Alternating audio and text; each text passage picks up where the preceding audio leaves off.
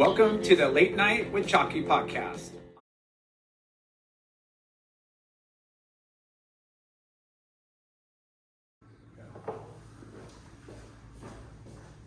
Friends and family, brothers and sisters, welcome to the Late Night with Chalky podcast. Our guest this week is a surfer, actor, and entrepreneur. The surfer actor has been making in the show business since he was a young grom. From Entourage back in 2005 to Road to Red in 2020. He's had a great career, but he's always made family priority number one, which says a lot because aside from acting, it's his family and their wine business that keeps their passion real. We're excited to hear about his life, his journey, and hopefully taste some of this high quality boutique wine from Four Brothers Wine Company. We welcome Chris Duke Blasman. Thank you so much for having me. Yeah, I'm stoked because it's not every day that I get to talk about surfing, first of all, acting, and kind of my business, which is Four Brothers Wine Company. It's always like, all right, it's wine focused today. Let's talk about wine, or hanging out with your friends. You can chat about surfing, but to be able to kind of like cover different aspects of my life, it's pretty cool. It's pretty cool. So, Have you been on a podcast before? It's funny. I've done wine podcasts before. Sweet. And I did a friend's podcast back in the day during like COVID that was trying to start out, but it was debauchery. It was just, it didn't make it. Kind of hard. One of those, We had some debaucherous ones.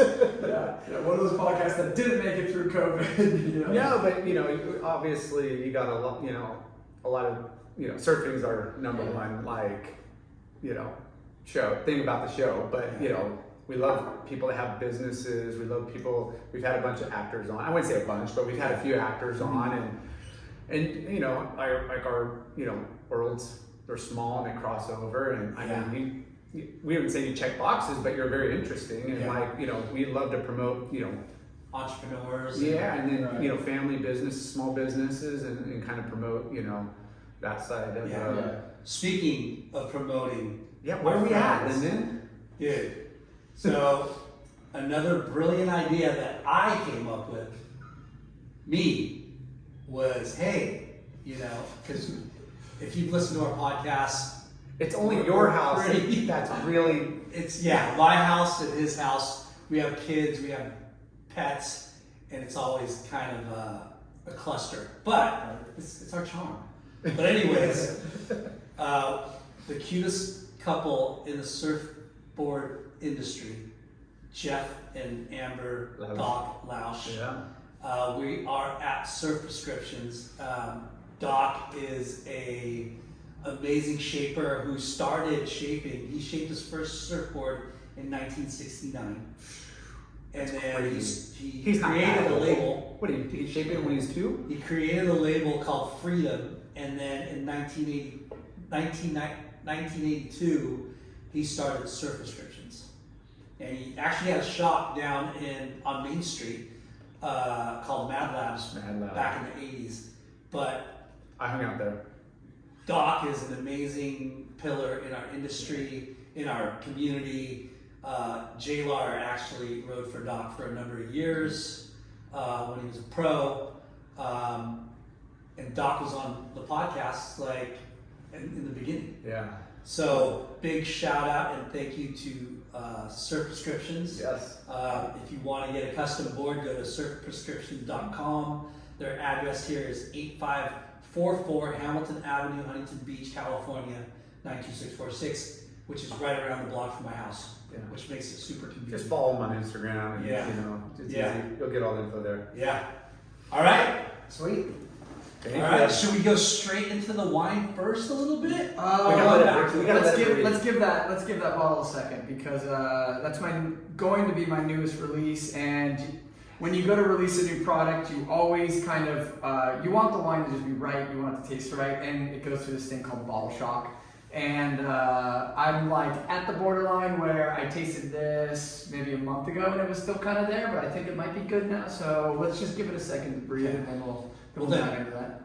Well, then let's just dive into the origin of your surf Yeah. passion. Yeah, where'd you grow up? So I grew up in, well, let me go to so I was born in Canoga Park, which is Deep Valley. And when I was about, I think maybe 7 or 8 years old, my parents moved to Agora Hills. So that was kind of like the new frontier for a lot of families living in the valley, because my parents used to tell me stories about how they used to hear gunshots at night. You know, it was during that mid 80s where, you know, gangs were very prevalent and crime was very prevalent. So they just wanted to get out. So they moved us to Agora Hills, which was epic because we were a little bit closer to the beach, but still what you would consider like a valley kid. Yeah.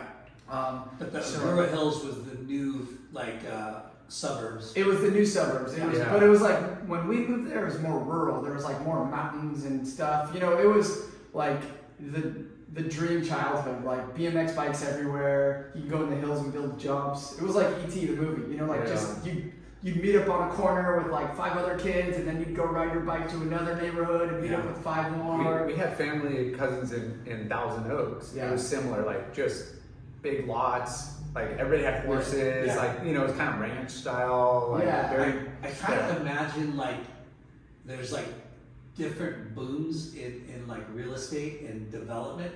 Yeah. And like Riverside was back in the day was right, and Chino Hills, all those Lake Elsinore, all those places.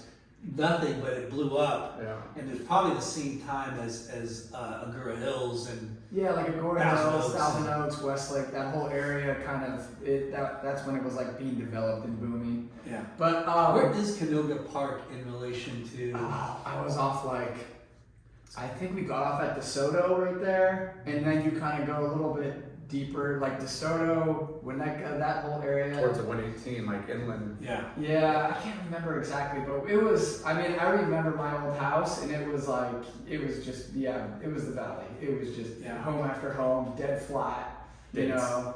And I remember there was a mix between, there was like a really prevalent like Hispanic community where we lived, but then also these like really old people too. It was so weird. So like one neighbor on one side was this like big Hispanic family who had like 8 kids, and then the other side was this like old couple in their 80s. And I remember being like a 5-year-old kid like moseying over into both houses and then both hanging out with me, and just like both cool but so different, so opposite ends of the spectrum. Was this Canoga Park? Or was This was Canoga Park. Okay. And then when I moved to Agora Hills, which was great, was this will go into how I got into surfing. Was I had my dad's brother, his older brother Ross Blasman, was a surfer and a surfboard shaper, and Ross Blasman. yeah, so he didn't start shaping until later in life. But so anyone out there who has a Ross Blasman surfboard, by the way, send me a picture, a DM, or he's shaped like a couple hundred boards.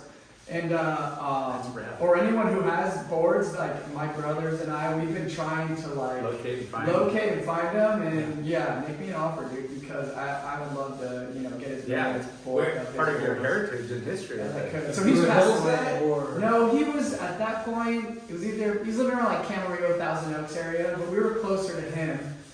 And then my mom's brother lived at Silver Strand on the beach.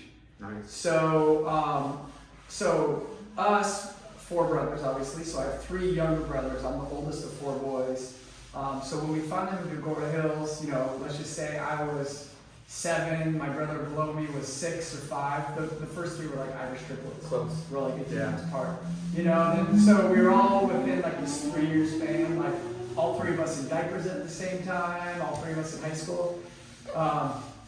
Then we moved there, and my parents had my younger brother, but my uncle at Silver Strand would take us for like the weekend to give my parents a break. Yeah. jeez. And that's when he would, if the waves were small, would just like push us in the waves. We'd bring like boogie boards down to the beach and stuff, or he'd push us in the waves on his surfboard. So we kind of got a taste of it there. So he was a surfer. He was a surfer. Okay. So he grew up in Hawaii with my mom.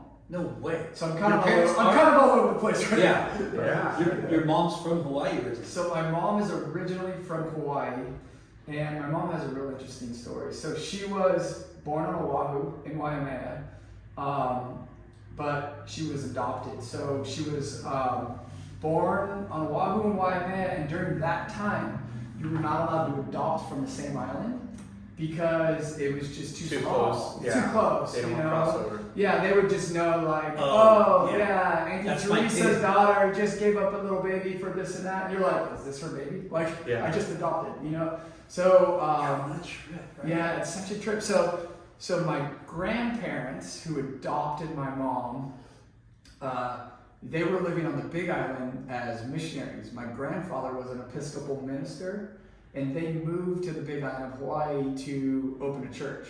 So they were essentially missionaries back in whatever, maybe 50s. Yeah, in the 50s. Wow. So they moved to the Big Island. They opened a church, and they wanted to adopt. So they flew to Oahu and got my mom, adopted my mom, brought her back to the Big Island. And what ethnicity is your mom?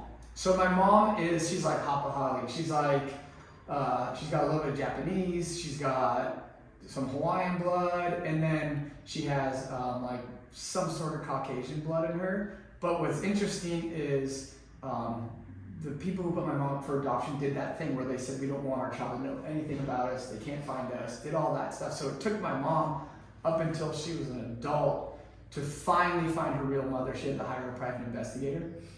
She found her real mother, and her real mother wanted nothing to do with her. It was like crushing, right? Like imagine you finally find your real mom. Yeah. You reach out to her, you write her this like amazing letter, you send her And they have photos, nothing. and they're like, please leave me alone. Wow. And so, Do you think people are like, oh, they're gonna want something from me at first, or you know, it's no, maybe too because we dramatic? like made it really clear, like here are my kids, my husband, like, you know, we do well for each other. I don't want anything but just to know you. Acknowledge to know you and to know more about myself. Yeah. Like, is there any health issues I need to be aware of? Just Yeah. all those things she covered, and the private investigator presented her with that.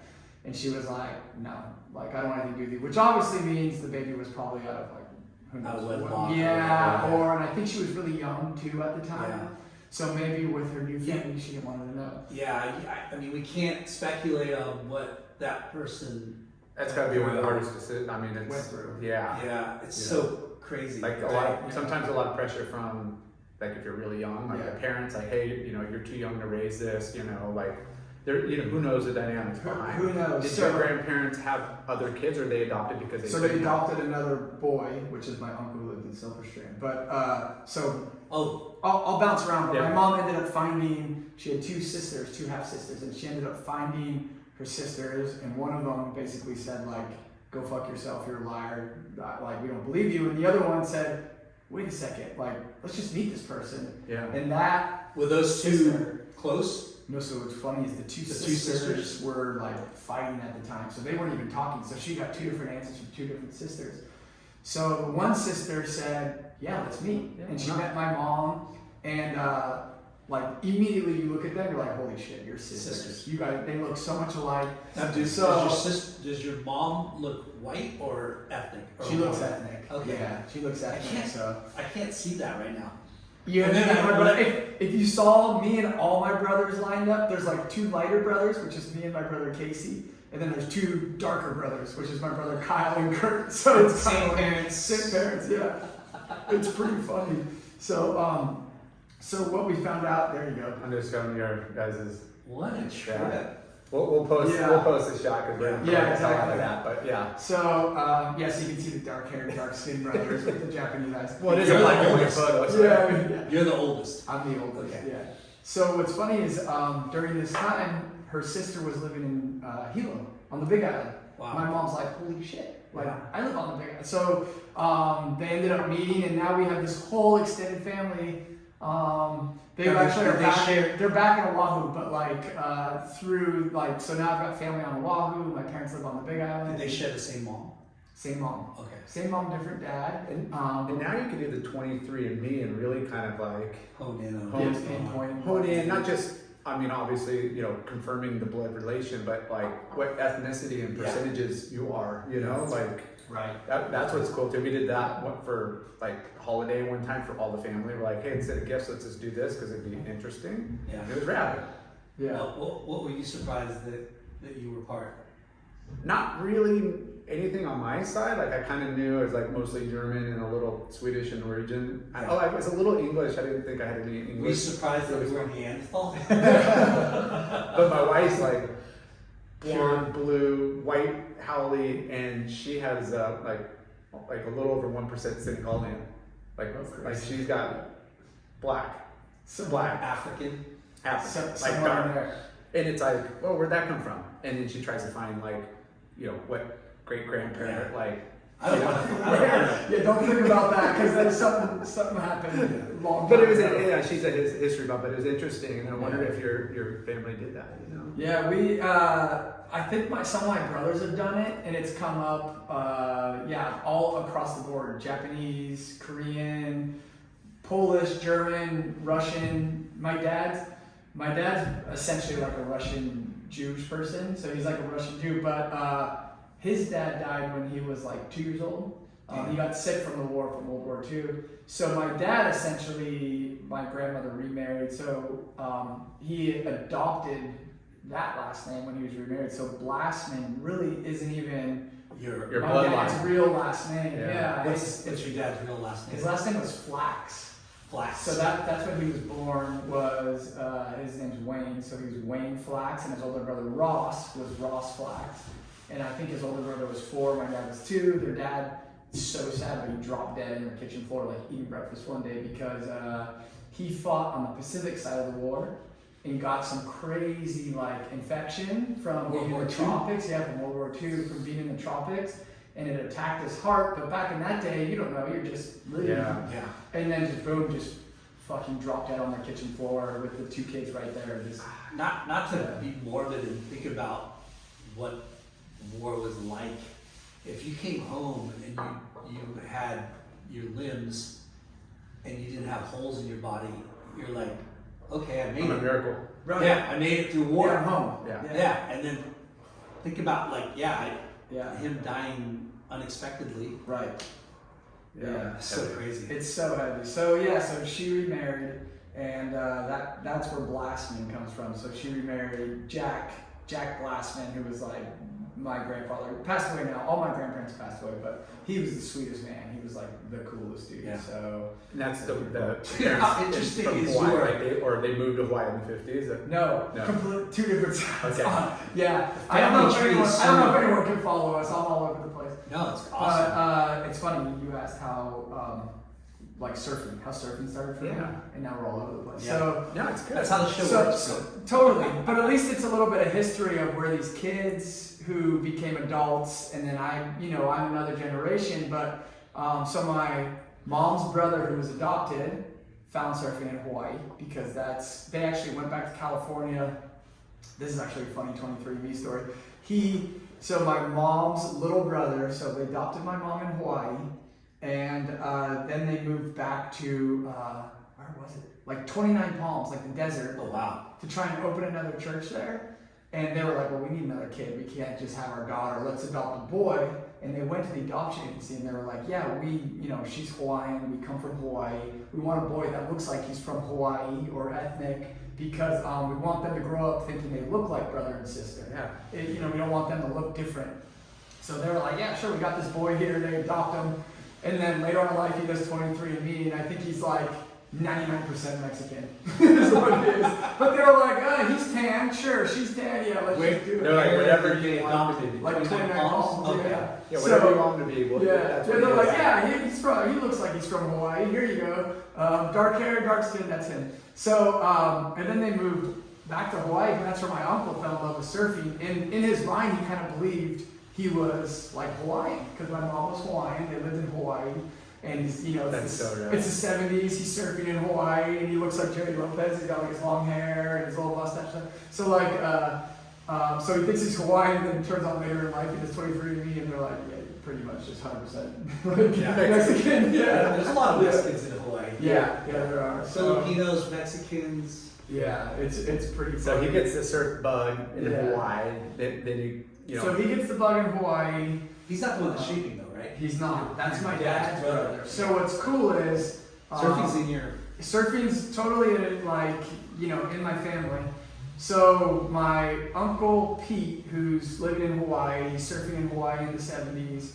My dad's brother Ross is in California, surfing, around LA, and then I think he goes to college in San Diego, surfs in San Diego. my mom and dad get together right out of high school. They get married, and my grandparents actually moved back to Hawaii to try and steer my mom away from my dad. So my uncle at that time was like a teenager, and they're like, pack up your shit, we're going back to Hawaii. And he's like, oh my God. So they've been going back and forth from Hawaii and California for a long time. So my mom stayed. Anyways, they have us boys.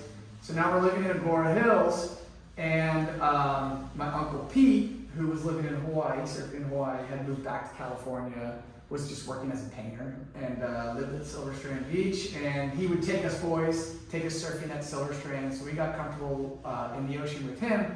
One day my Uncle Ross, who's my dad's brother, shows up with this, I still have the board, No way. it's either at my parents' house somewhere, but it just, I don't even know who shaped it. Like, there were no logos on it, nothing, but it was like the sweetest board. It was a single fin with a glassed down fin. The board was all baby blue with these navy blue rails, and the airbrush on the rails was like thick. It went in like, you know, three inches on each side of the board. And the board was about 5'8" or 5'10". So he shows up one day and goes, hey, this is your surfboard. I'm gonna take you surfing. And I must have been, you know, earlier than 10. Yeah. 9 years old or something like that. So he had an old VW bus. Him and I hop in his bus and got my board, and we go down to Little Dude, which is like a private beach at that time. Perfect learning, you know, Perfect learning spot, right? So we go down, and to me, I remember showing up and being like, oh shit, the waves are big. Like, you know, as a 9-year-old, you look and you're like, oh my God. And it must have been summer because it was real gloomy, like June gloom. So I like show up, we walk down the trail, walk down this whole thing. I've got my single fin board I'm carrying. Now, you're already surfing? Not really, like, you know, like maybe Standing pushing on the the whitewash and board, stuff, yeah. But you already had tried it, you're already standing up on some Yeah, and I think he could tell, like, I gotta take this guy surfing. Yeah. Like, he loves this. Like, I can tell when we go to the beach, Yeah. he wants to surf. Yeah. So that's my big day surfing with my uncle. So we go down there, and he gets me on the board. He's just swimming. I'm laying on the board, and he's like pushing me out, pushing me out, pushing me out. And I remember sitting out there, and I'm like sitting on the board, shivering. It's like June gloom. I have no wetsuit. I'm just in my board shorts. And this wave comes, and he's like, all right, you ready? Here you go. And I'm like, yeah. And he just pushes me, and of course, just straight pearl, fucking ass over tea kettle, like flipped underwater. I remember coming up like, oh my God, what the fuck happened? Look, waves are crashing on me. It's like, you know in movies when you like, they do that camera view of a wave like coming down and crashing? That was like my vision, like, I'm getting Something tossed you'll never under. forget. Yeah, something you never forget. And It's and the best part was the board had no leash, right? So no leash, because this old single fin. So and it's reef underneath you, and you're like, so we like swim in, grab the board. He's like, come on, you gotta come out, you gotta catch another wave. And I was like, fuck that. Yeah, like so he goes one more. So I remember we paddled back out. He probably didn't take me out as far that time, because then the second time a wave broke on the outside and this big ball of whitewash came, and he was like, here you go, push me on my stomach. And you know when you kind of get like gobbled up by the whitewash, but then it like shoots you out. Yeah. So it kind of shot me out. I remember riding on my stomach, kind of bouncing on that single fin, and like looking toward shore, and I'm like, oh shit, like it's coming up soon. So I stand up on the whitewash, and I basically ride the board like straight onto the sand, and get off and grab the board. And he came back and he's like, yeah, let's go. And I was like, no, I'm done. I stood up, I surfed, like that's it. Yes, that's it. I did it. And so essentially the rest of the day I sat on the beach just fucking shivering like next to my board while he surfed for like 2 hours or so. But that was my very first surfing experience. And then it could have went worse. Could have went worse. Yeah, and at least you got back on the horse and rode one in. Yeah, and I think, you know, it's funny, like kids, like you could take kids surfing and you can tell the ones like, I think, you know, I mean, now it's so easy to surf. Like you've got soft tops, you've got all like spots that are designated for beginners. Yeah. And yeah, wetsuits are so accessible. Where, you know, back in the day, it was like, hey, you got this heavy ass fucking fiberglass board. Yeah. The board's gonna be a piece of shit because no one's gonna let you surf a new board. And you gotta carry your own shit and no wetsuit and freeze and figure it out. Whereas back then, I think if you could like make it through that, like if you love surfing enough to be cold and uncomfortable, that like you were hooked. But, you know? but your conversation probably going back to your brothers or your buddies, you're like, dude, I fucking killed, like, oh yeah, you know, like you come back because you're like, I'm a fucking surfer. Like, Yeah, that's and you're gonna celebrate that. Yeah, when you You're do like, it. yeah, Right. you guys should have seen it. I got so work because you want to Were your pump brothers yourself there up. too or not? No, it was just me. So Yeah. it was just me because our brothers were younger. And thank you, dude. And so yeah, you get this all of a sudden like you've got this superpower. Yeah. You go to school the next day and you're like, You got this glow. You got like, dude, like we're Right. celebrating dude. I went and caught this wave, got worked, and I beached it. Yeah. You know, just in your eyes in that moment, you're like, dude, that was heavy, but that's kind of cool. But How yeah, jealous were your brothers though? You know, they were so young that it wasn't like a jealousy thing, but that really set the precedent for me going back to my parents and being like, let's go to the beach. I want to go surfing. Because we didn't live on the beach, and there wasn't, the beach was like a summertime thing for us. Yeah. It's like in the beach, you go camp out all day and hang out. Yeah, weekends and summer, and especially, if you're not Agoura is what, 15, 20 minutes from. No. It's a little more. Longer. I would say like Yeah. 30 minutes. Yeah. It's probably You gotta go like through the 30 hills minutes. and the mountains. Yeah, the drive is this, whichever way you look at it, it's a windy canyon there. So you're not even like looking at the beach like, oh, it looks nice today, let's go. You're kind of like, you take the gamble. Yeah. You go It's a mission. up and over the mountains and then you go down into this fog and your parents are like, oh fuck, okay, we're not gonna stay long. We came down for the heat. So Yeah, we just left 85-degree weather. Now we're at the beach and it's foggy and 60. Like, yeah. So that's where it started, was that day. But then, as our parents started to do beach days, we would, take all of our brothers down there and we would surf. And I had that single fin now. was we Silver could Strand your guys go to like on weekends, or are you going No, like? that was a special Zoom? thing. That was like, oh, we're staying with our Uncle Pete for the weekend. Like we're on the beach for 3 days straight. That was like but Silver Strand's fucking like it's not friendly here. Yeah. It's like for a little kid, it's heavy. It's short pound. Yeah. I mean, it can be everything. Yeah. It can be. But it's powerful. It can get powerful. Yeah.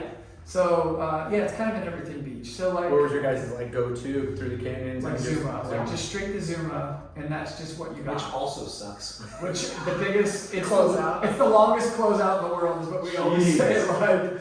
Like when we would go check Zuma, you would sit there for like 10 minutes watching closeout after closeout, and you'd see one corner and you'd be like, oh, actually it looks kind of fun, let's go, Yeah. there it is, and you're like, oh my god. And There's certain days where people post and you're like, whoa, that's Zuma? Yeah. Photos It's like can the be perfect seen. tide, the perfect swell, It the sucks. perfect everything. no, it's the one wave out Yeah. of the day that looks epic. There's fucking 50 closeouts before that one wave comes in out of nowhere. Yeah. And if it's going off there, it's going off everywhere. It's not like that place just lights up. It's got to be that combo swell where Yeah. if it's somewhat peaky there, then everywhere's got like. Yeah, and the only time Zuma's peaky is if you get weird sand or crossed up swells. Yeah. But then when you get crossed up swells, every beach break is fucking perfect. Yeah. But it's so So did you get like your parents to like pony up on a board, or Well, so here's what happened was, I had that single fin. We had beach stuff, boogie boards and like skim boards and all that stuff, but Yeah. not really surfboards. And kind of two things happened as I started to get older. There was a surf shop, Ig Performance Board Shop. Hey, which you that was probably your know, spot. yeah. So Dan Egan, Dan. who shaped boards and ran the shop. So there was that surf shop, which became kind of like the hangout in Agora Hills, because it was in Agora Hills. And then I got so lucky that right next door to my parents' house, this family moves in.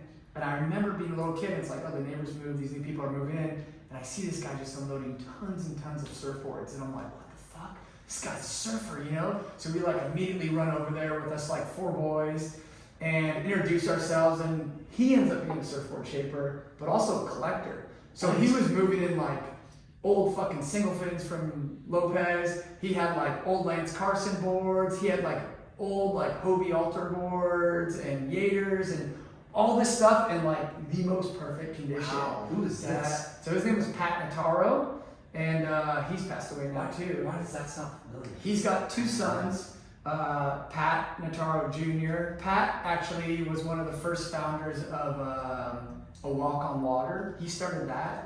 Oh, shit. Yeah, him and Steve Lippman started that. And Are they the same age? Steve? they're like I think around the same Okay. age, Pat and Steve. And the younger son, John, runs a huge like advertising, like kind of I don't know exactly, like creative agency in New York. and he works as like a director and a creative, like really successful. Both of them are really successful. Pat Notaro and Jonathan Notaro, both really successful dudes. But they move in, and Pat's got all these boards. So what happened was Pat and John were older than me and my brothers. So they were, I think maybe in high school when they first moved in, but they were like driving already. So they kind of had their own lives. Full surfers, both of them. Can I help you out when you guys go to the beach? Yeah. No, but he loved that we were young and he could take us surfing. So every Sunday morning he would come over and knock on our door, and he would take me and my younger brother Kyle surfing every Sunday morning. It was like jackpot. Yeah, it was like oh my god. Why did this guy finally move into our neighborhood? It was the greatest thing to ever happen to us as like wanting to surf. Yeah. Trying to beg your parents to take you surfing, and then this fucking surfboard shaper moves in right next door to you and goes, "Hey, my kids what was are this old." label? Do you remember?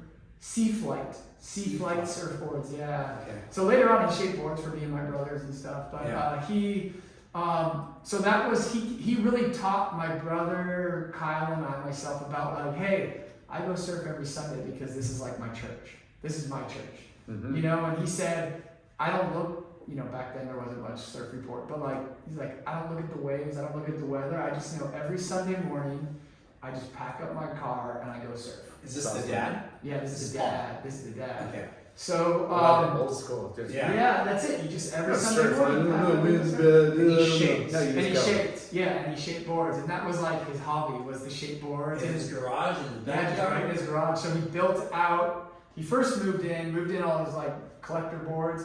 But then as we lived there, he started building out half his garage into a shaping room. Yeah. So once that was built, and we could go over there and watch him shape boards, and he smoked cigars, so he'd always be like shaping and ashing cigars like onto his boards and like brushing them off and like continue shaping. And I remember when he shaped my brother's board, we were like, hey, leave some of your cigar ash. Because it makes it a little. Yeah, like just keep that little, so we could say like, what's that fucking gray tint right there? Like, well, that's his cigar. So. Look at this guy. I fucking love it. Yeah, so it was really cool. So Sea Flight were his boards, and then he started shaping boards for my brothers and me, and every Sunday we knew he would always knock on our door, but he would take us surfing. That was our thing, and that's awesome. That's where we really kind of like became surfers. Yeah. It wasn't like we surfed; we became surfers, and we could ask him about like, what was Malibu like in the 60s, you know, and what was it like, you know, surfing here or surfing there, or what, you know. Yeah. And he was part of the original group of Malibu surfers that used to like stash their boards in the bushes. Like they would drive up from LA, and I think there was still like a dirt road that went along Malibu. And he was like, we would just stash our boards because they were so heavy back then. Yeah. Like, why the fuck lug these things back and forth to LA? Let's just stash them here. No one else is surfing. That's how nobody was there. It just didn't. It didn't matter. It's kind of mind-blowing how developed the world has become, and how many people like gravitate towards. I mean, everyone wants to live on the beach on the coast. But it was like back then. It was like desolate. Yeah, to think back of what that looked like back in the day and go, oh yeah, you could drive pretty much to First Point. Yeah. You know, and throw your boards in the bushes. Yeah. It's crazy. It's so developed now. I want to go back to IG. Okay, yeah. And tell us like. So you were there when they first opened. So we were there living in Agora when they first opened, and even when Dan opened it, he was a young guy, like early 20s, I think. Yeah. You know. And then so two guys that have been there from the Dan obviously was there from the beginning.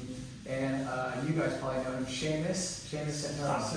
Yeah. So Seamus was like his manager. I think he had to be there from the beginning. But Seamus was the fucking coolest. Like Dan was very like surfboard shaper, like waterlog surfer dude, stoner. Where Seamus, not that Seamus is not a stoner, but he like recognized. Yeah, and he also recognized like, hey, all these kids that live in Agora that come like hanging around the shop, like this is our business, these are our people. You can't be a dick. Like you can't fucking be too cool for these kids. You know? Too cool. I worked with Seamus at Podium. DVS, Yeah. next to Lakai. He was our sales rep.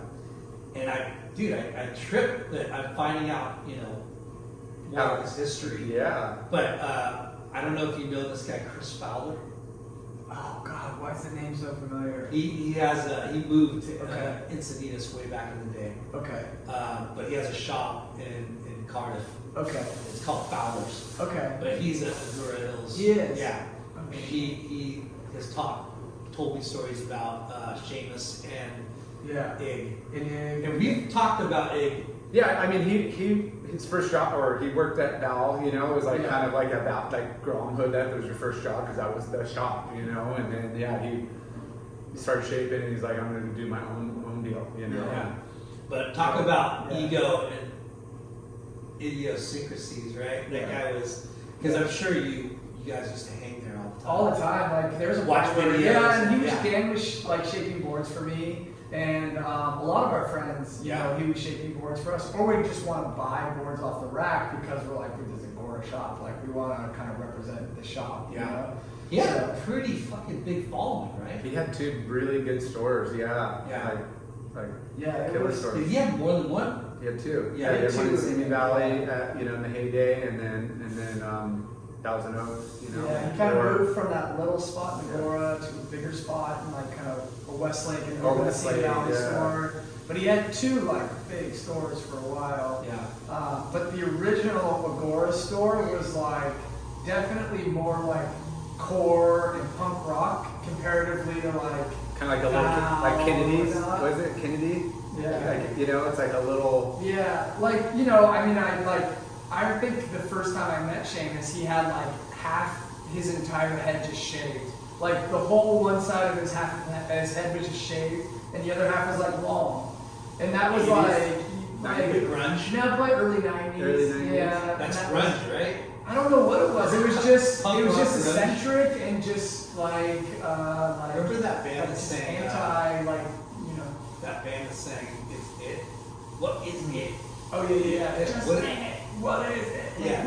What's that?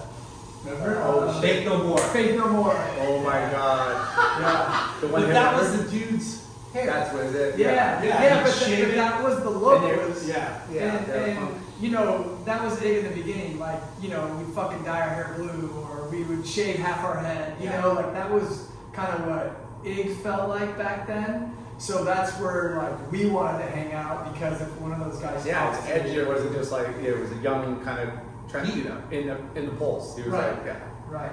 Yeah, we love talking about those days because the industry was already established, but then it was going through another like explosion. It was like second generational surfer business owners, Yeah. and it was just kind of like, I want to do the old guard stuff, and they're young kids with young ideas and different. And Yeah. we don't want to be more progressive. Plus, like snowboarding, Yes. skateboarding, like all those things Are going. are starting to like become part of our culture and Yeah. explode even more. Right? Yeah. I mean, skateboarding was already part of it, but the snowboarding, because it was huge. Huge in snowboarding and skateboarding too. A lot of his stores inside when he moved to the bigger locations had quarter pipes and rails and stuff, and they would just scoot the racks out, and kids would be standing in the store like the shoe box, you sat on and try your shoes was like it had rails. It was like a full grind box. Yeah, we used to skate. We used to fucking just party, to be honest. Like, Yeah. In that Westlake store when I opened it, like that's what we would do is move some of the racks out of the way. And we, as we got older, then it was like my brother worked there, friends worked there. So it was kind of It's like, different. we were like all of a Clubhouse. sudden, Clubhouse. we were Yeah. like the 16, 17-year-old kids that had blue hair that were like, fucking poking on the little 10-year-old boys that lived in the Yeah, in the- growing Real punk. yeah, but that Yeah. would be it. Like, they'd be like, hey, I'm closing up in like 15 minutes. You want to come by and drink some beers? And we're like 16, so we're like, damn, go buy us beers. And Danny would like buy us a bunch of beer. And we just fucking skate and drink and hang out in the Watch shop videos. and watch videos. Yeah. Yeah, it Those was, were the days. Like they were. They were fun. Like you weren't really. You were punks, but like the surf shops, skate shops, snowboard shops, they kind of kept you in line too. Yeah. You could rage there, but almost kind of like kept you safe. You had supervision to an extent. It To an extent. Yeah, to an Yeah, extent. like if something really bad were to happen, there's one person there who knows enough to be like, What? either calling your parents or calling 911. What's Nate doing these days? I think he lives up in Humboldt, like doing just on a farm. He's doing weed. Yeah, Yeah. I think he's a marijuana distributor, farmer. Is Yeah. what he's got going on. That guy has got the funniest, We gotta interview him, personality. man. We do. He's a guy, dude. He's got one story after the next. Man. Yeah. He is just, like He would, people would talk about him in our industry. Oh, Because yeah. he would do like crazy, to get attention Yeah. for the most part, Yeah. right? Yeah. But it would be so outlandish, you know what I mean? Like Yeah. he was like anti-establishment, right? But he would do it for show, and he'd get it for a reaction. But you're like, wow, Yeah. that guy's fucking. But Yeah. he's as authentic as anybody can come. Right? That's it. Yeah, he was him. He's authentic. He's him, and he. Did you ever see the video that he made? I think there's a couple. Yeah, I think there's a couple two, that I think. he's made. Seamus had actually told me about the one video. Yeah. It was all about him. Yeah. Yeah, I know what you're talking about. Yeah. Like I started all of this. Starts with an interview with him. Oh Dan, dude, if you're listening, buddy, you know I love you. But Yeah. starts with an interview with him about fuck, dude. Some people can do such good Dan Egan impersonations, and I never nailed his impersonation. But we have friends that are like, I just fucking started the anti-establishment trend single-handedly by myself with the shop, and then it would cut to a clip of him surfing, and as kids you show up and you're like, cool, they releasing a new surf skate sandboard video, and you're like, all right, here's Dan surfing, Here's now Dan here's Dan snowboarding. talking to Dan, now here's Dan snowboarding. Now here's Dan talking about snowboarding. But genius when you're on your own shop. Genius. Yeah. Yeah. Oh, it's Self-promotion, Dude, like- it was influencer before there was an influencer. Dude. Yeah. That's pretty much it. And that was it. And I remember, dear friend of mine who's a Ruka skater, Spanky. Yeah. So you know Spanky, I guess. Spanky Long. Oh, Yeah, Kevin Long. Kevin Long. So I gave Spanky the nickname Spanky when we were kids. Fuck Because we all had nicknames when we were kids, yeah. No. So his older brother, Patrick, is him and my younger brother Are are you best making friends. this up? No, You gave it's- Spanky Long. I Kevin give Spanky Spanky, I Long. give Spanky his nickname. Yeah. You heard it Yeah. here first. You I heard it know. here first. I think Transworld Skateboarder did a thing with him, and they're like, "How the fuck did you get your nickname?" He's like, "Oh, my brother's friend Chris just started calling me Spanky because of the movie Little Rascals." But that was kind of it. But he also was like a little rascal as a kid. Like he was the kid who just never grew up. And so I was just like, dude, you're just like a Spanky. You're Is he you're Agora a Hills too? Yeah, Agora Hills. So I was started at Ruka real early, Brent just started, and the shops are always trying to promote their athletes and stuff. Oh, this little kid, Spanky, he's like a grom.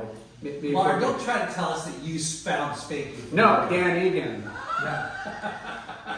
Was I gonna say that? No. So Dan, he wrote for the shop, he was the shop grom. Yeah. And he's like, oh, this guy, so I don't make any of those decisions. It goes to our skate team manager guy, and it's like, oh yeah, cool. But Dan is like, yeah, I got, Dan's the guy that obviously makes everything happen. Yeah, It's him. So I become the rep.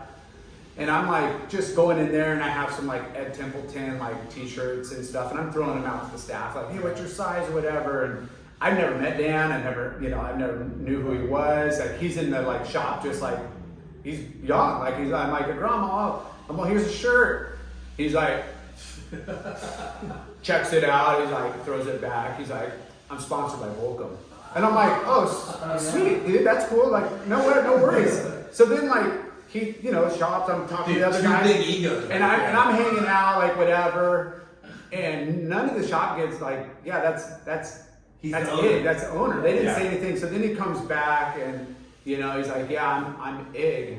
And I'm like, oh shit, fuck yeah. But then I'm super confused because he just told me he's sponsored by Volcom. And then he says he's the owner. And then I'm like, fuck, wait, what? Who is this guy? I'm like, Meanwhile, He didn't- Snake he didn't- Center is like 3 feet He tall. didn't introduce himself as like, hey, I'm Abe, I'm the owner, like, you know, stoked that, you know, we got, you know, whatever. Like, Lars starts busting out his covers. and he's all, no, I'm sponsored by Vulcan was like the first literally sentence out of his mouth when I'm trying to give out t-shirts. I was like, and now he's the owner, and I'm like, what the fuck? Yeah, dude. Yeah. That's so funny. Yeah.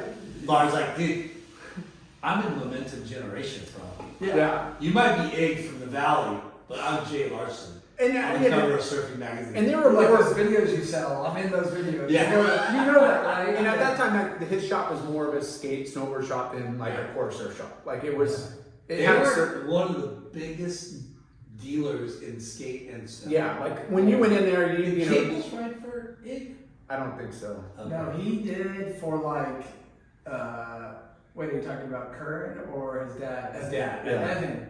I don't know. I- if he I always wrote thought for he him, but wrote they were for him. buddies. I know they like. Okay. There used to be a shot of Evan Caples like getting tubed at Zuma Okay. in the shop that I remember, because there was always like him getting tubed on his backside with like his hand up, like the pipe like thing, like touching the lip. And as kids, we're always like, "Who the fuck is that?" And they're like, "That's Evan Caples." And we're like, "Oh, right." But I don't. Who knows? Yeah, Maybe he was he's like a ripped. sponsor or not, He was a good but- surfer. I mean, still is. Still Yeah, is. But But I remember seeing Egg on a bunch of different boards. Yeah. I mean, People. kids ride. Was it Chance Barber or Nick Barber or something? Maybe.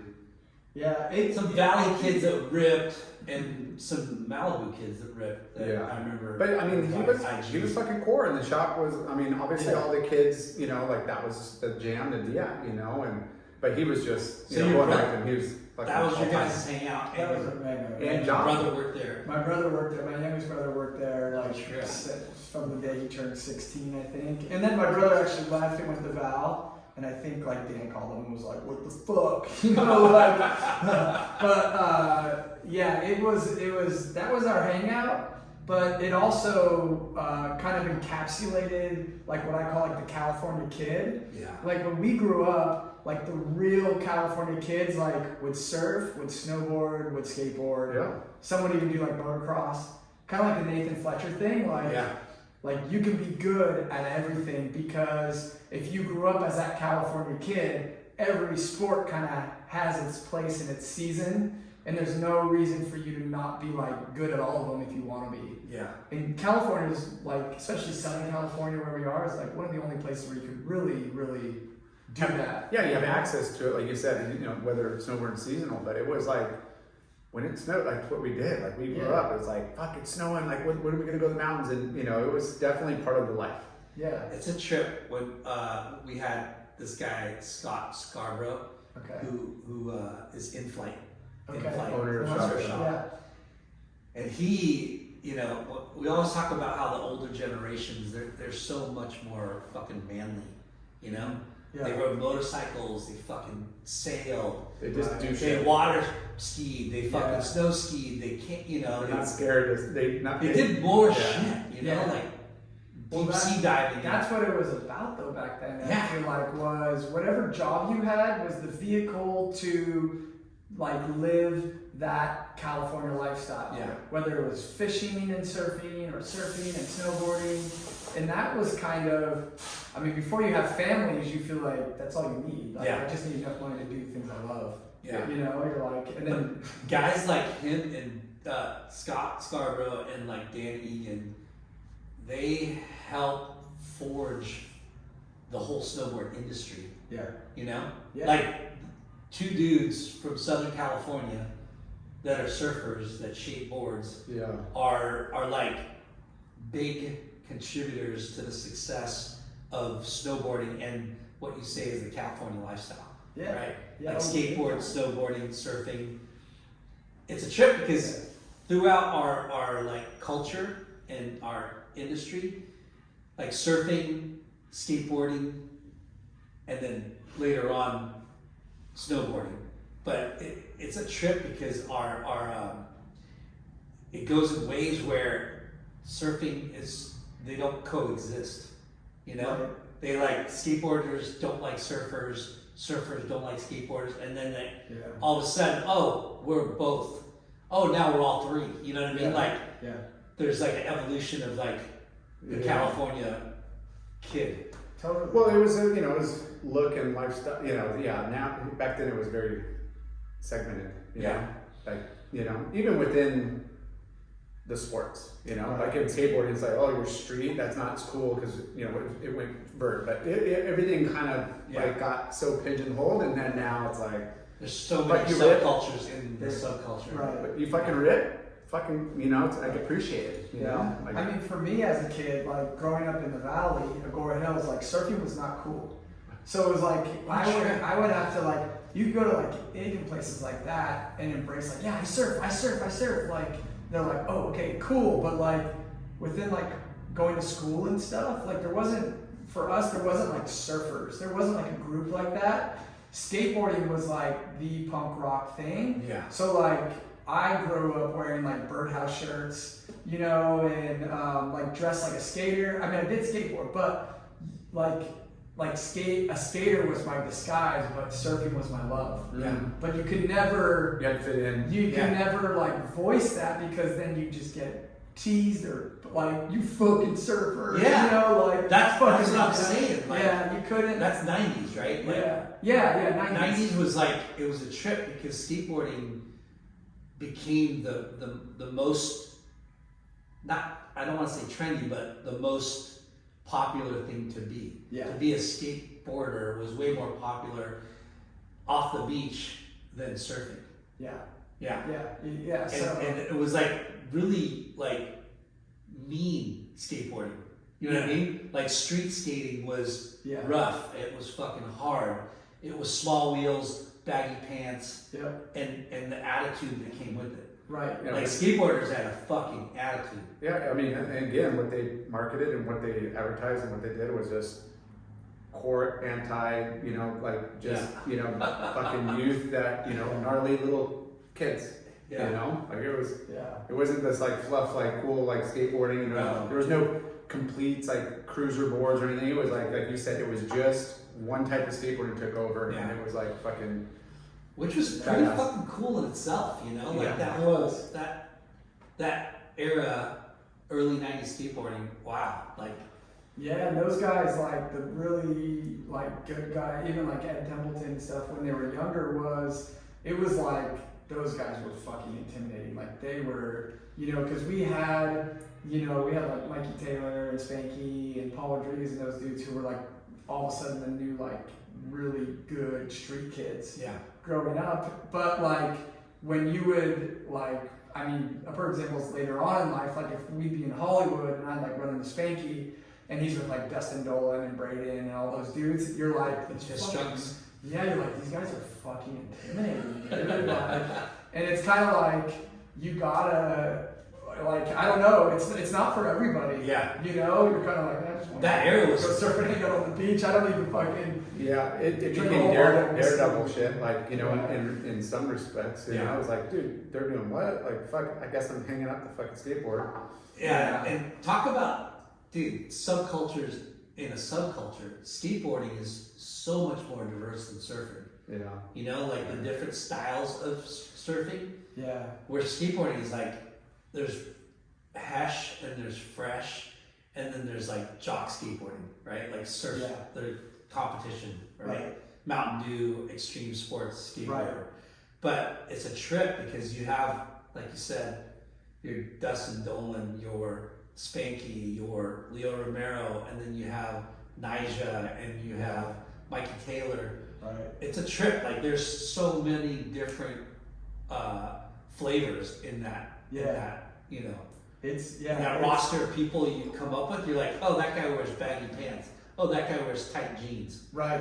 Especially back then. Like, you were either punk rock, you wore super skinny jeans, and you were punk rock, or you wore baggy jeans, but you were like gangster. You wore gold chains. Yeah. You wore basketball jerseys and baggy jeans. And it was All-Stars that was Mikey Taylor. And so like Mikey and Paul Rodriguez were more like baggy jeans, like driving Audis and shit. Yeah. Where Spanky was like, I don't even fucking own a car. Yeah. Like I play with my band on the weekend and we fucking take a bottle of whiskey every night and Is that emo skateboarders? No, it was like more punk, I guess, It was just this, it was like we have everything, but we want nothing. Yeah. Like we live in the shittiest apartments in the shittiest part of LA, and On 5 of us purpose. live here on purpose. And we come and go as we please, Yeah, you know. yeah. And we go. We to have the bar, money, but yeah. we don't want to show you that. Right. We don't want to live like that. Yeah, they Right. want to do art and have, like look like they're dressing out of a thrift shop, Yeah. They want to look like they're struggling artists. Yeah. Yeah, I mean, a lot of them are artists. I think a lot of the artists did go more that like if you were a skater and an artist, you would go more that kind of like, I'm like, yeah, emotional punk rock, Yeah. Hollywood city guy. But even though the money was probably the same Oh, for both, Yeah. it was like 2 different worlds. Yeah. 2 completely different worlds. That's a trip because like surfing is a little bit more identifiable, like easier to like.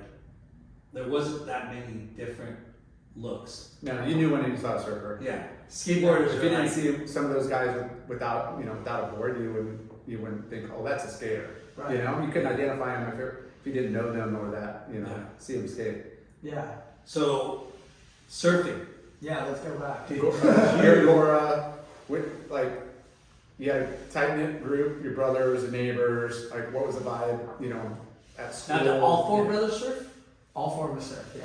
Nice. Yeah, we're all, Who we all was surf. the best, or who got to be the I think best? my youngest brother Kurt became the best out of all of us. At his height, he was better, I think, than all of us at our height. I mean, it was weird. We went through phases. Like my brother Kyle, he's a bigger dude, like 200 plus pounds, just super powerful, like exactly what you expected bigger guy to surf like. Like when you watch him from behind the wave, just fucking half the wave comes off in huge spray. You're like, whoa, what the fuck? Like I can't do that. Yeah. Where me, I was more into I like, used to be able to do that. yeah. Right. Used to. Used to is the key word with everything. Oh, Yeah, crush it. Jay still does that, But yeah, where me, I know I was more into like the momentum videos, and I would like want to try and learn airs and try and do airs, like all day. Just go out and be like, I'm gonna get my fucking air first down. Let's fucking do this, and everyone's like, you fucking idiot, dude. You're just like pumping down the line on every wave and Ruining the wave. yeah, ruining every wave trying to do that. Where my brother Kyle was like, you couldn't pay him to do an air, just like tearing off the lip. But Kurt was very well rounded. Like he could do carves, he could do airs. He was starting to get real comfortable in like bigger waves, and getting tubes and stuff. So Did you ever get into competition? not really. Like I did, like every once in a while, like O'Neill would like throw a contest at like County Line or something, and because your friends were doing it, you're like, yeah, let's do it. And then after high school, I went to Santa Barbara City College for like a year and a half. And there was like the Santa Barbara surfing series. You had to be like a college student to do it. And I did like a couple of those, but it wasn't like competition was like thriving for me. It was more just to go surfing. It was just, that was basically it. Like if I could go surf that day, it was a win. Yeah. So, what was your first job? Like what? So my first job, that's actually pretty interesting. So my first job, there was a rep for Reef and Freestyle. His name was Jim Fox, and I worked for him as that was your first ever job? That was my first job as like a teenager. You're talking about my first acting job? No. Okay, that was my first job. I worked for a surf rep, and I No would way. after school go and like help him just like file orders and In high school? pack boxes and stuff. Yeah, when I was in high school. What brands did he do? He did like Reef and Freestyle. What was his name? And he did Jim Fox was his name. It sounds familiar. His company was Fox Marketing Group. He had a few like reps underneath him, and then I was like the kid who kind of worked in his office. And I would go like after school and work for a couple hours, and that was like my first job. It was funny, like getting a job in a surf shop was like kind of almost like scary to me. I was like, I don't think those guys will like accept me. I'm like, it's too intimidating to go like. Seamus would have given you a job. He would, like looking back now, Yeah. all my friends worked there. Like there would have been, if I would have went in, they would have been like, just fucking start working, dude. You Yeah. know, but for me, it was like, I don't know if I can like put myself out there like that. You know, it was a weird thing. So You're a little like, shy. just shy, and also, well, there were two things. One, I also saw how much my friends worked on the weekends that worked in shops. So It's a weekend job. Yeah, so I wanted to have my weekends to be able to like surf, Yeah. basically, and hang out with my friends and go to high school parties and do everything that you do as a teenager on the weekends, you know? Yeah. So also the idea of like a real job was, I remember there was a batting cage by us, and I remember I worked there for a little bit, and it was like, once I had to work like the first Saturday though, I was like, you know, middle of summer, it's fucking 90 something degrees outside, and you're dumping buckets of balls into a machine, and all the metal's hot. I'm just like, fuck this, like, I don't care, like, I don't need money.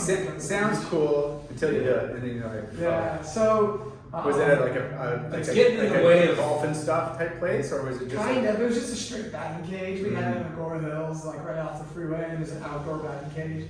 But that didn't last very long. That only lasted for like a couple months, and I was like, fuck this, I want to go surf. That was everything, was like, you don't want to do anything but surf. Yeah. So any job in itself sucked. That was just the bottom line. Were you getting pressure from parents to have a job, or you just wanted money and be independent? No, my parents were like, you have to have a job. Yeah, that's good. So once I found that job with Jim, he kind of like, How got did it. you find that job?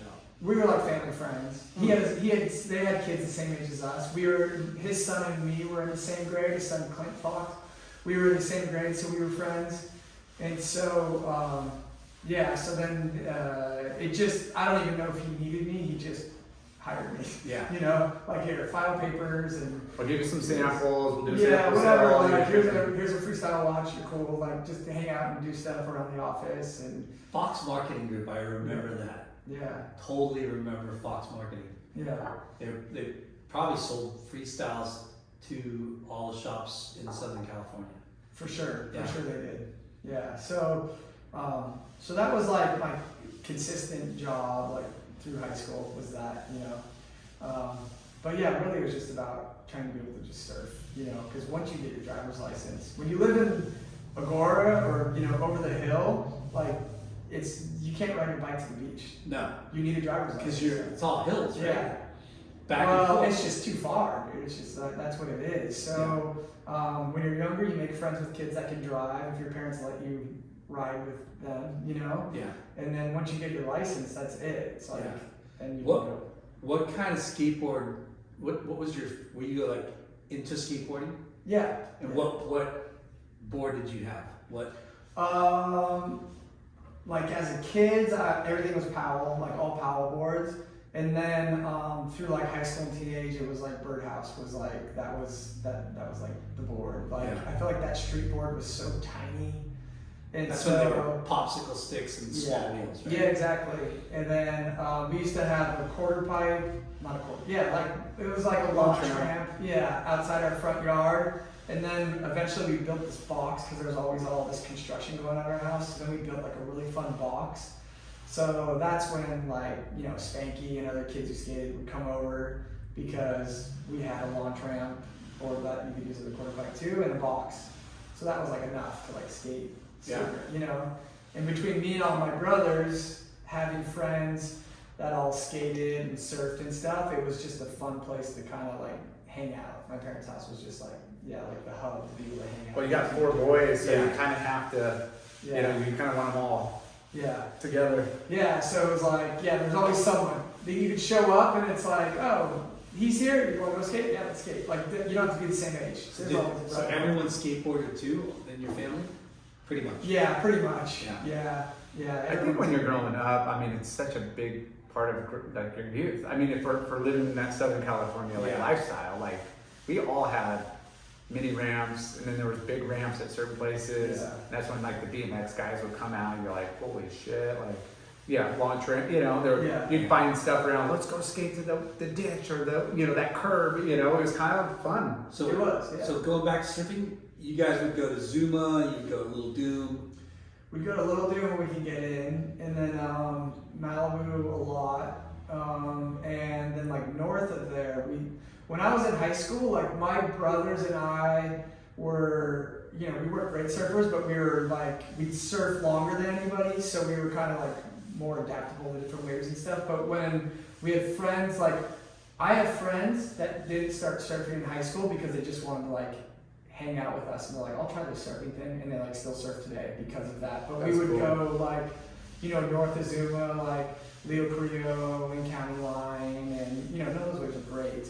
But when you have people that can kind of surf and can't surf, and you just, anyone who wanted to go to the beach, we were just like, let's go to the beach, So those waves were good for Would that. you guys come down to Orange County?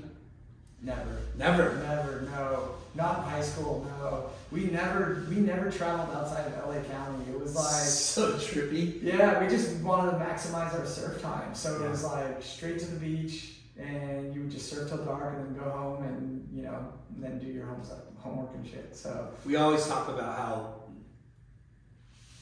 intimidating it is when you leave your own surf spot where you know the locals and you're kind of a local.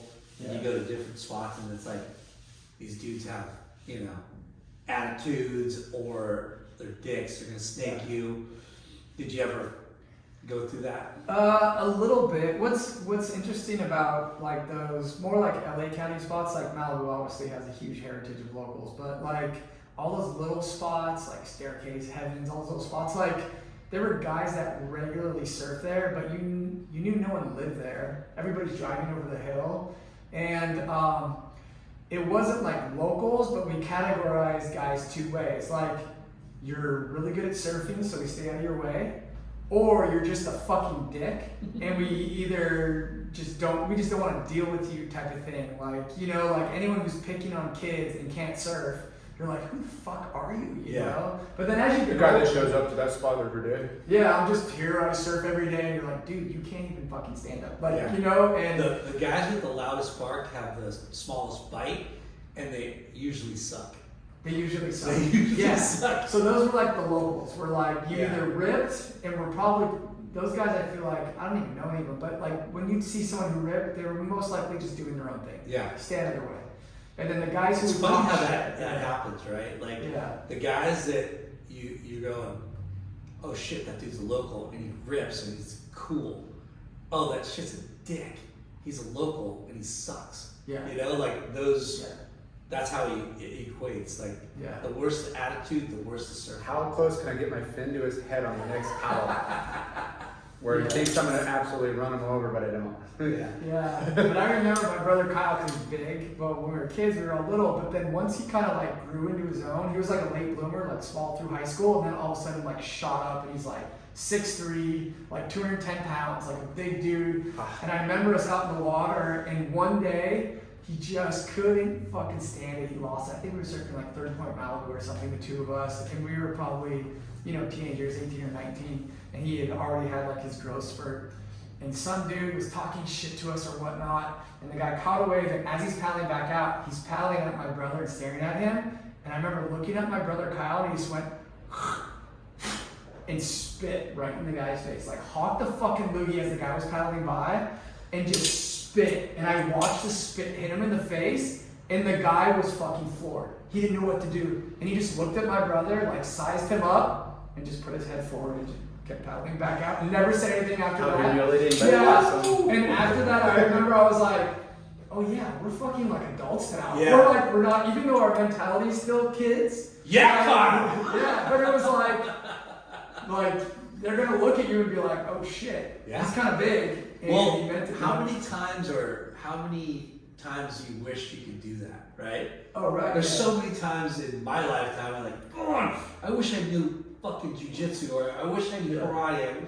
Because there's dudes that are out You there. wish you were at least 5'8", and 160. Hey, how So we're dare still you. waiting on his growth spurt. Gosh, you guys are so mean. Toy lost his train of thought over there.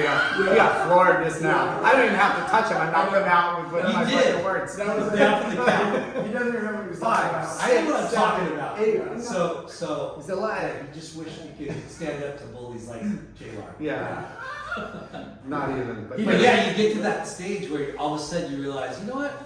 I don't have to fucking be dropped in on by this guy. Or you know what I mean?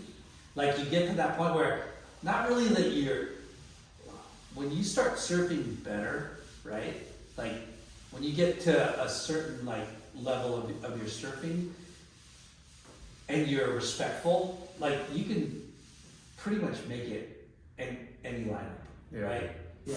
What did you understand? Yeah, I think we always say, if you fucking rip, a lot of barriers come down. Yeah. But if you're a dick, it just clean slates everything, ability, whatever. It doesn't matter if you're local or you know a tourist or a freaking foreigner. Like if you're a dick, you're fucked. Yeah. You know, like you're gonna run into issues. If you rip, it'll still be cool. You know. I just want to say, Jay probably has no idea what you and I are talking about because he's ripped his whole life. Yeah. So he's been like the kid where they're He like, doesn't go! understand any of these trials and Go, you tribulations. got the, Wait, yeah, yeah. where we're like, you know, we have to like earn our way into the lineup. He probably at 12 years old, they were like, go Jay, go, yeah. I've only heard one time where he got harassed, and it's just one time by one person. Yeah. I don't know. Maybe a few times. Yeah. He's trying to act like he knows what we're talking about, but he doesn't. Yeah, so He just shows up against the surfer every Yeah. once. He's the asshole we're talking about. I just told everybody, I'm like, he's always complaining about how many people out there, and I'm like, I don't see anybody. What are you talking about? Is that crowded? Okay, so going back to your first job, right? Yeah. That was your first real job working in the office for Fox Marketing. Yes. What is this? Okay, so that is a photo of me and John Travolta. How old are you? I was 11 or 12 there. And so as a kid, as kind of same time that like surfing was kind of like becoming prevalent in my life, I was just tied into like the entertainment industry as if I was like just as passionate about it. And I remember like telling my parents, I want to be an actor, I want to be an actor, I want to be an actor. And them not knowing what the hell that is at all or meant, you know. I want to be on TV and movie screen. Yeah, they're like, really? So does every kid. But I think my parents saw that there was like more to it than that with me. Like where did you see it, or where did you like? How did you like? I would start making like little home movies around the house. Like we had a little camcorder and stuff. So I would like my parents would like leave us with a babysitter, and they would come home and I'd be like, look what I made, and I would like write out this film with like, let's say like my brothers and the babysitter, and it'd be like a fake horror film or something where like this little stuffed animal looks real and stuff, you know. And they would be like, oh fuck, we gotta do this kind of therapy. but yeah, We're getting into acting. they were like, yeah, but they were like, oh, God. But once I said like, I want to try it.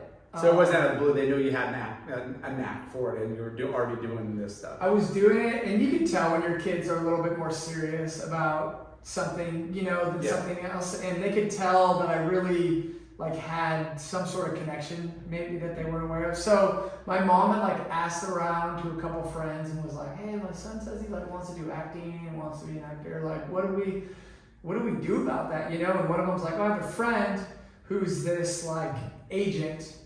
Why don't you have your son meet the agent and see what they think? Like, that's really easy, you know? And what's funny is the agent wasn't really an agent, but they like got people jobs as like extras. They were like a booker. So they would be like, sure, you want to act? How about tomorrow? You know, Days of Our Lives, 9 a.m. You're the fucking dude, far background. You know, it's a 12-hour day and whatever I used to pay back then. But like, boom, you're an actor. So that was her. So obviously you meet someone like that and a kid comes to you that's willing. They're like, yeah, you're signed on. Let's do this. Like, I'm gonna make your son an actor. So what happened was she lined me up for a few like working as an extra, like a few jobs. And then one of the jobs that came up was to be an extra on this film starring John Travolta, Gwyneth Paltrow, Heather Graham. Damn. At that time, Jamie Walters, if you remember him, he was like super big in the 90s, but kind of faded. But they were starring in it, and it took place where John Travolta was the music teacher for a boys' home in like the 50s, like a boys' orphanage. And rock and roll was like prohibited back then. So John Travolta brings like rock and roll to this like boys' home, teaches them music, and like they become this like rock and roll band.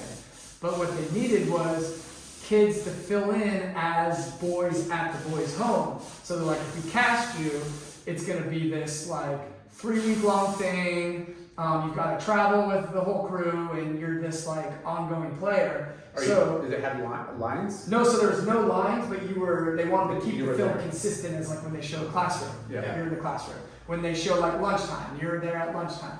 So so we went in, and I got casted as one of the boys, as one of the orphans.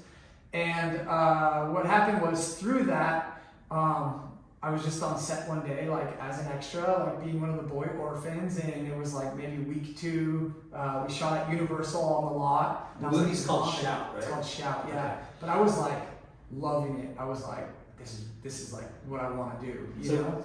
So sorry, 2 weeks. It was a 2-week. It was more like project? it was like 2.5 weeks, almost 3 weeks. But what happened was week 2. Was it summertime when you were shooting this, or? No, like I got to miss school, I had to bring work, and there was like an on-set school teacher and stuff. So, What? so for me it was like cool. So I'm like, fucking made it. I'm an actor, I'm not at school. Yeah, I'm not at school. I've got this set teacher. I'm around all these people, and then you see the production, you know, and that was, you know, All the people behind the scenes. everyone behind the scenes, and I was like, oh my god, this is amazing. And then there was one day where the producers came up to me and they just said like, hey, we've got like more of a part for you, and like come to set, you know, and we want to go over some stuff. And I walk into set and it's Heather Graham and Jamie Walters, and they're like, here's the scene we're kind of adding into the film. Jamie Walters is teaching you how to play the piano, and you guys have this interaction, and him and Heather Graham have this underlying love story. She's gonna come in and see the soft side of this character. Like, oh, he works with kids, he's so sweet, he's actually not this tough cigarette smoking orphan dude, you know, like, so that's the scene. Is I'm with him and we're playing the piano and we're laughing, we're talking, we're doing the whole thing, and then she comes and interrupts us, and then she kind of like gives me this little hug and then is like, see you later, Jimmy, or whatever the hell my name is, and like kicks me out of the room, and then they can have their little intimate moment, like, oh, look at you, like giving music lessons. I want to be that guy in the next movie. But yeah, it was like I want the to make coolest out with thing. Heather Graham. He's So, 10. yeah, I was like, but you see it, so I was like, whoa, I'm like bumped up now. So now I'm like bumped up into the film, which was really cool. So that was my. Do you have an idea or inclination why they chose you out of the group? No, I mean, obviously there was something there that they saw. Yeah. Whether I was just so happy to be on set and Yeah. not some weird bratty kid, like, you know, like, Yeah. or annoying You parents. promised me a McDonald's commercial and I have to sit here? You know, like. Yeah, I mean, like, or set parents are the worst too. I mean, probably the fact that like my parents were so chill. Like my parents, after that film, they were already decided that like this is the last thing we do. Like this is not worth our fucking time to sit Yeah. here all day, you know, and watch. Was my the son pay in the good? background. I think so. I mean, whatever, like for a 12-year-old, obviously Day it's rate, good, yeah. you know. But I've got. It's funny. I gotta ask my mom about that. I think I have a bank account or something somewhere with that money, but. Did you get the SAG card because of this? Yeah, so so they bumped me up, and it's called Taft-Hartley and all that stuff. So like, yeah, I had to go all through the contract work and everything.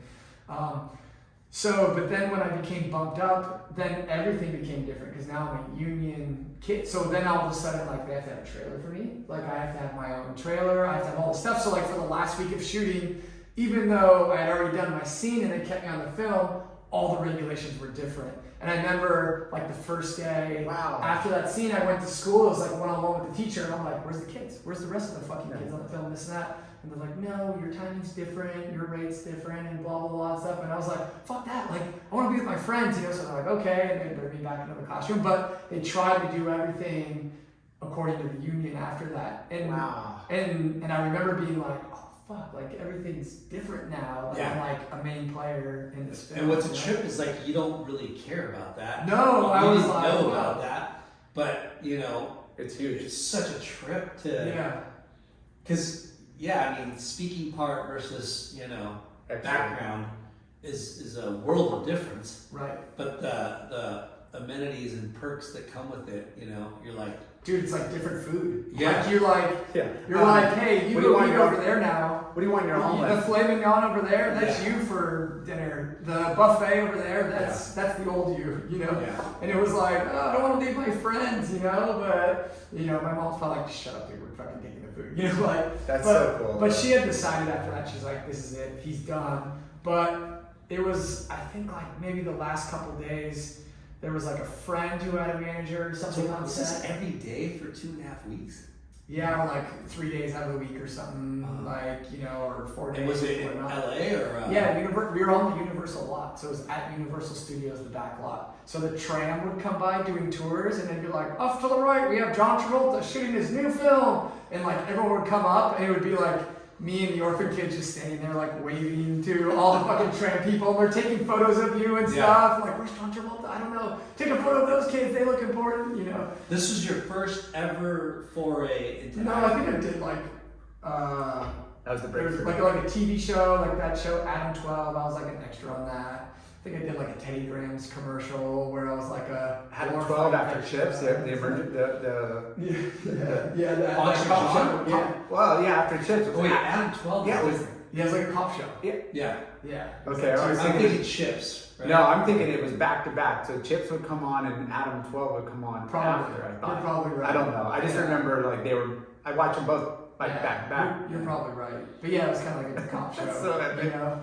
So little things like that were happening, and then I got this like kind of manager person or whatnot, and she like started to send me on castings and stuff. And I just remember my parents being like, dude, we've got fucking 4 kids. We've got soccer practice. We've got, you know, baseball practice. Like, I can't fucking pull you out of school every day to drive to LA to do a fucking 15-minute casting and drive back. Yeah, it's a lot. And my parents eventually just had had that talk with me. They're like, hey, we know you love this, but I think when you're an adult, like you can make that decision on your own, but we can't like do this anymore. Because I remember they like called my grandparents, like, can you go pick up Chris from school? And, Yeah, like, you got 3 other kids. bring you them, gotta bring juggle. them here to this casting, and you know they would like pick me up, drive me into Hollywood. And then even I too was at the point where I was kind of like, I'd get checked out of school, like, what? I've got soccer practice today. And they're like, no, come on, you gotta go do this appointment. And I'd be like, all right. And they'd like drive me out there and like show up at soccer practice for like the last 10 minutes. And What a trip! It's a Because grueling- it's something that you wanted to pursue Yeah. yourself, Yeah. and your parents are like, "All right, we'll go with it." But I mean, yeah, that's such a I mean, a lot of times it's That the goes other way. with It's the other way around. yeah. It's usually Usually the it's other way around. parents that Are pushing push their kids into it. Yeah, but And you they're the found ones it, that- Yeah. and you were trying to pursue it, which Yes. is cool. But in a parent's mind, like, you know, holy shit, like he's one of 3, and the other 3 have soccer, football, baseball, blah blah blah blah blah blah, and you know.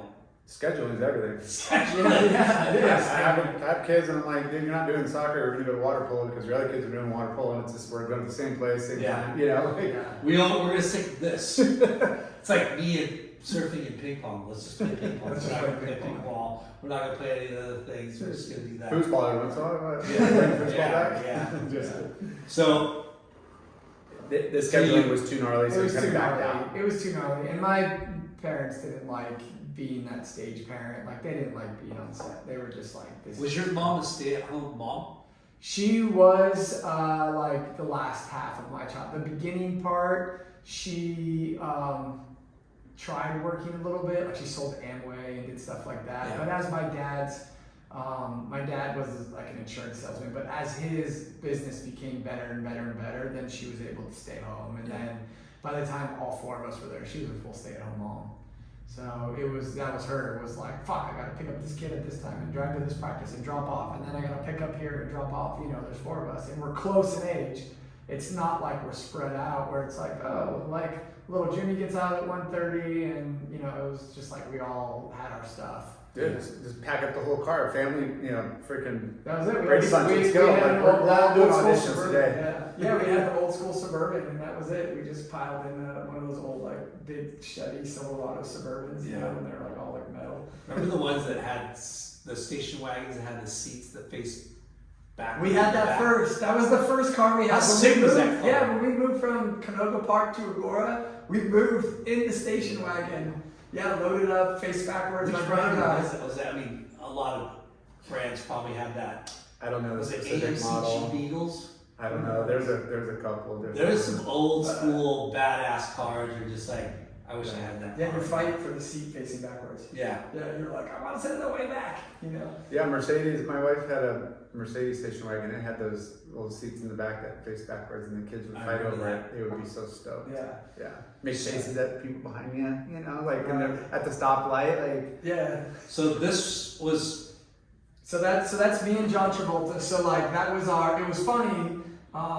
He was great, like great to all the kids. But I remember my mom was like, John, can you and Chris get a photo together? And he was smoking a cigarette, and he came over and gave me a big hug. But as he hugged me, he ashed his cigarette on me, and I remember being a little kid looking at like my sleeve and like brushing his like cigarette ash off me, you know. John Travolta, you dick. Yeah. So then, so that's funny. You can see the cigarette in his hand right there. Yeah, totally. Cigarette. So, but yeah, he was great. But it also like gave me the sense of being around like a movie star, you know. Yeah. And I was like, these guys are fucking cool. At least to me, like John Travolta, like at that age, you know, he plays music, he dances, he smokes cigarettes. He's got like that, like fucking man. Look, like he was the man. You know what I mean? And I was like, oh, that's. Like, and earlier we said this is on the downturn of his first. Like he's on a comeback, yeah. Well, he's not on a comeback yet. This is the downturn of his career, right? That was when he was like doing little jobs to Yeah. just keep his career alive. You Yeah. know? It was like, oh, we have this film, and, you know, not a lead. I think the Three Men and the Baby, or whatever that film is, the baby one brought him kind of back. Yeah. But that was before where it was like, well, we can always ask John Travolta to be in this film, and it's like, yeah, he's too cool. It's, you know, like. Pulp Fiction, I think, is the one. Well, Pulp Fiction, yes, that's the one that's the on one. the star. He did a bunch of these. That was what made him a badass and like changed it because he won this, whatever those that 3 series. I'm sure he made a lot of money on those because they were hugely successful. Talking Babies, they're fucking funny. Yeah, they were good. But it was a different side of what, you know, from the dancing. What was Grease? Like whatever. He was like Grease. He was the heartthrob, and then he kind of. Yeah, he was a blockbuster hit. Yeah. And then he went there, and then he went back. I'm pretty sure there's interviews with him saying like, I was taking jobs for like scale, like I was getting paid what every other actor was getting paid on the film just to do the film, you know, like. Yeah. So how long did you do this? Like before the parents like kind of pulled the plug, you took a little break. So there's like it was like a solid year and a half, maybe 2 years of like trying to do it, And then they pulled the plug and said, when you're an adult, go ahead and do it if you want to do it. And like when you're 16, meaning like you could go drive yourself. No, or 18. 18. Like, when you're 18. So, did you do commercials or like? Not then. Like if I did a commercial, it was maybe as like a background actor, but I didn't do like any like national commercials as a kid. You know, it was like that one woman who was like my booker would just like constantly throw us into stuff like, hey, they need a kid tomorrow, go on set. You know. Yeah. And you go. And the money that you can fucking make is so mind blowing. Yeah. Oh, it's mind blowing. Like if I had even just done what I was doing, like as a union actor, even a background union actor gets paid more. It's like you go from making $85 a day to like $350 a day. You know, like even if I did that as a kid up until like now, I fucking, you know, laughing. The money would be ridiculous, but. Because eventually, like you're in the scene more, and people see you more, and they, you know, like it's just networking, like all of that, you know, leads. Yeah, I mean that's a big part of that industry too. Is like there's no. You always hear about success stories, but more often than not, people have been grinding for years and years and years. No one's like there's only a handful of people that are lucky.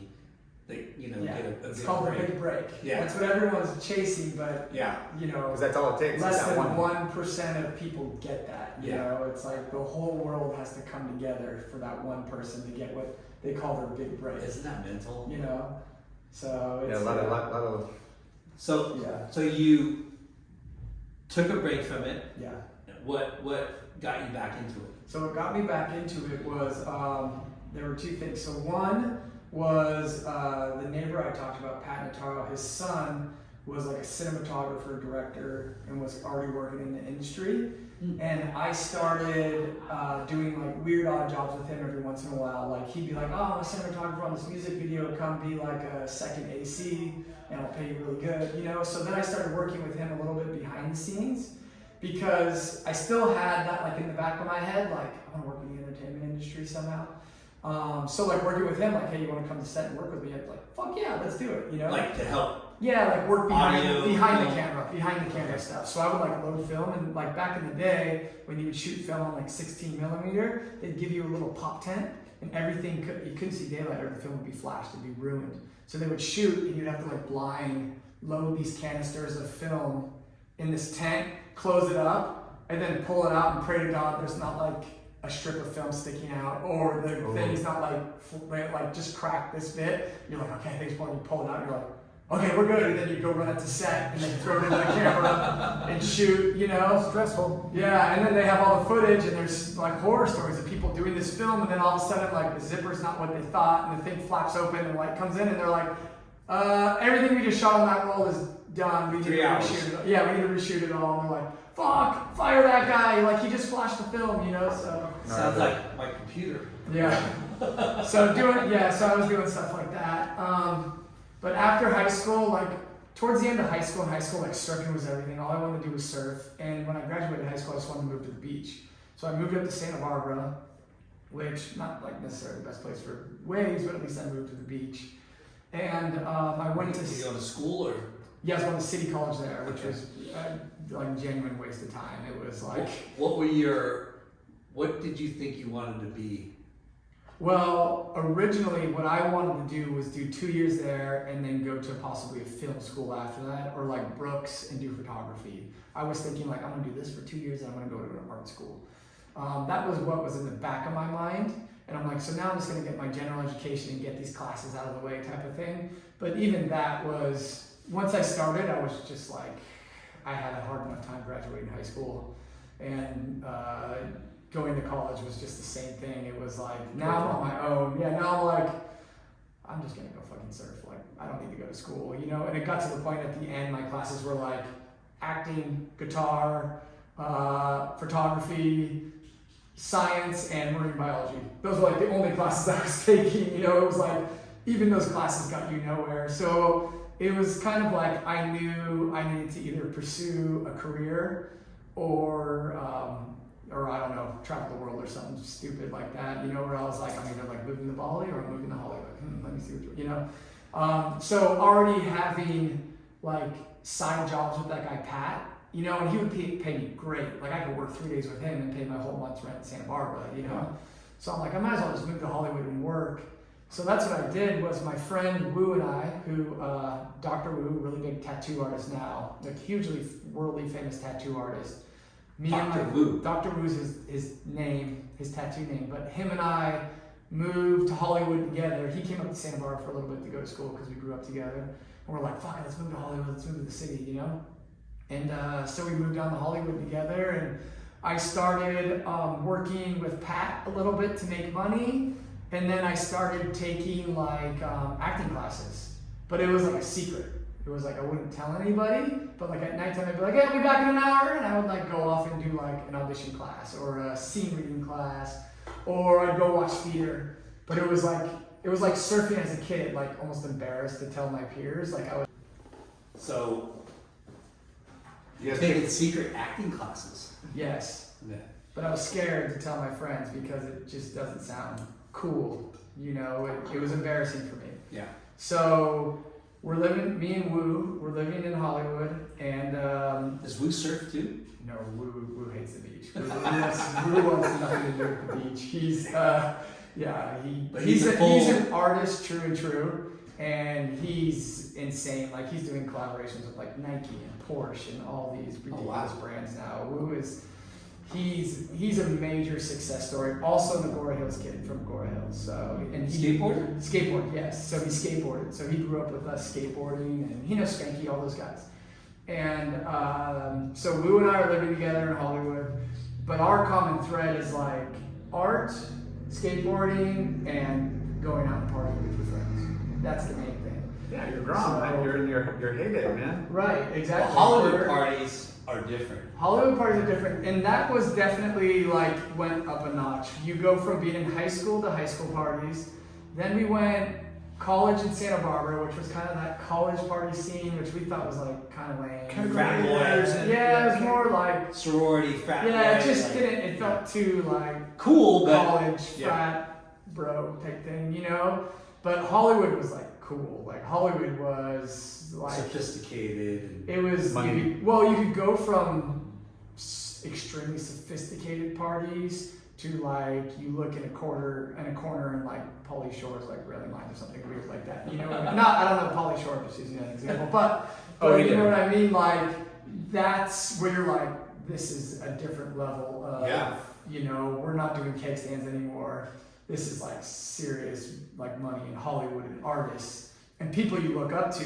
You're like, whoa, these guys are gnarly, you know. They're networking. Yeah, whatever they're doing, it's just their you know therapy. But secretly at night, I'm taking these classes, and then what happens to these classes is I meet this other actor, and he goes, dude, there's this theater institute that I just like auditioned for, that you should audition for. It's the Lee Strasberg Theater Institute, and it's like this whatever prestigious place, and you should go in there. And I went in there, and they were like, yeah, let's do it. Like, let's hold an audition. You can do it. Comes to find out that pretty much everybody makes it because they just want students, you know. But you audition for this theater institute, and then that becomes your like schooling. So then I was essentially switched to this full-time theater school, and that was, to me, that was everything. I was like, oh my God, like I'm fully in it now. Like this wasn't a kid like doing extra work on sets. This is like theater. This is serious. This is serious acting. This is like you start working on your craft. You start like working on psychology. You start learning how to break down books and film and scripts, and you're encouraged to like read all this crazy stuff. Like your intelligence is challenged immediately. Crazy. And but I loved it. I was like, this is what I wanted. Yeah. So almost going to that school and being able to do that, like I couldn't take enough classes. I was taking like scene study classes. I was taking history of theater. I was taking every class I could like get my hands on. And for me, it was like, I went from barely graduating high school to trying to fake my way through City College to now not having enough classes to sign up for. Like I would go to school for 12 hours. Devouring your craft. Devouring, like. That's such a trip. Yeah. Because we had the same, not the same, but we had this conversation with John Philbin, who is, Yeah. you know, Mhm. Turtle from North Shore, Yes. from Point Break, from Yeah. all of it, right?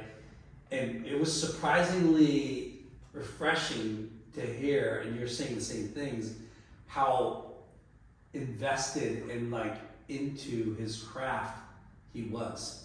Right. You know, like you're saying the same thing, like acting and being a thespian and learning the craft and perfecting it was your, you know, passion, your goal. Yeah. So yeah. It was my biggest obsession since surfing as a kid. You know, surfing as a kid was all like I remember being a teenager as a kid, and if my parents wouldn't take me to the beach, I would like cry. I would genuinely like, go in my room and cry because I couldn't go to the beach and surf that day. And I knew I had to wait until all the way next weekend to ask my parents again to go surf, like obsessed, right? yeah. I used to like wax the side of my wall. This is another thing I totally forgot about. It's just coming to my head. But like where I slept, the side of my wall, you remember the bright pink like sex wax? Yeah. I waxed the side of my The wall label? next to my bed so I could smell surf wax. You know, so like I would lay there smelling sex wax. I don't think anyone's ever confessed that, but I think both sex wax and bubble gum, I would lay put the sticker or the piece of paper down and then like try to wax over so it was like a logo because you couldn't get stickers. Yeah. Yeah. For sure. Yeah, it was but that's like how obsessed I was with surfing, was like I just wanted to smell surf wax as I went to sleep, you know? So like that obsessed, where now I'm living in Hollywood and I found that type of obsession with acting. And what's funny is it hit me the same time kind of surfing did too, you know, 10, 11, 12 years old. That was like, they both hit me at the same time, but as a kid, you're not in charge of your life that way, where you can't just do that, you know? So to be able to jump back into this, and what's funny is that line my mom always told me is, you know, when you're an adult, if you want to do this, go ahead and do this. Like if you're serious about it. And now there I am, 21 years old, living in Hollywood and like engulfed in it, like studying acting 8 to 12 hours a day. So here you are with your passion, your what do you call it? Obsession. Yeah, obsession, passion. what kind of actor did you want to be? Like the most serious, and that's what's so naive about but most actors, when it's tough when you don't have someone already in the industry to help you or mentor you, or you just haven't been doing it so long as a kid where you kind of learn some of that stuff along the way, where you're like, oh look, I can make a lot of money by just laughing and like throwing an egg on my friend's head. You know, like something as stupid as that anyone in the world can do. Yeah. But when you start, especially people who go to like these universities, You want to be taken serious. You want to be professional. Right. So you want to be taken as the most serious actor. So every play that I studied, whether these like deep serious roles, you know, you're studying like Chekhov and, you know, all these different people because you just want to go so deep. And that's how you want to like revel yourself, as I am this serious actor who's going to do serious roles, you know, but... So are you doing like playhouses and stuff? Yeah, so like through that school, they had 2 theaters, and then there was a theater company within the school called the September Company, and I immediately got to be a part of that company, which was a very small company within the school. Like they kind of took like the best of the best out of the school to be part of the theater company, and we would put plays on. And for new students, old students, people within the city could come and watch. So to jump forward a little bit, I remember my very first acting job from like an adult was a Christmas movie called Christmas at Water's Edge. It was for like NBC. But I was doing the play Dracula at the Lee Strasberg Theater Institute through the September Company. It was like a big thing. And we were getting ready to...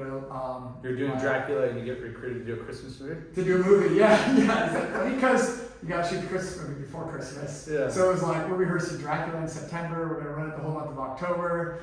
And I remember I get casted on the film in September, and they're, you know, getting ready to shoot through October, edit that thing and be ready like December 1st and air it on NBC, or probably December, whatever, 4th or something. But, so I remember my agent called me and they were like, you're booked. There's more to that story. But I was like, that's the same day I have like the premiere of my play.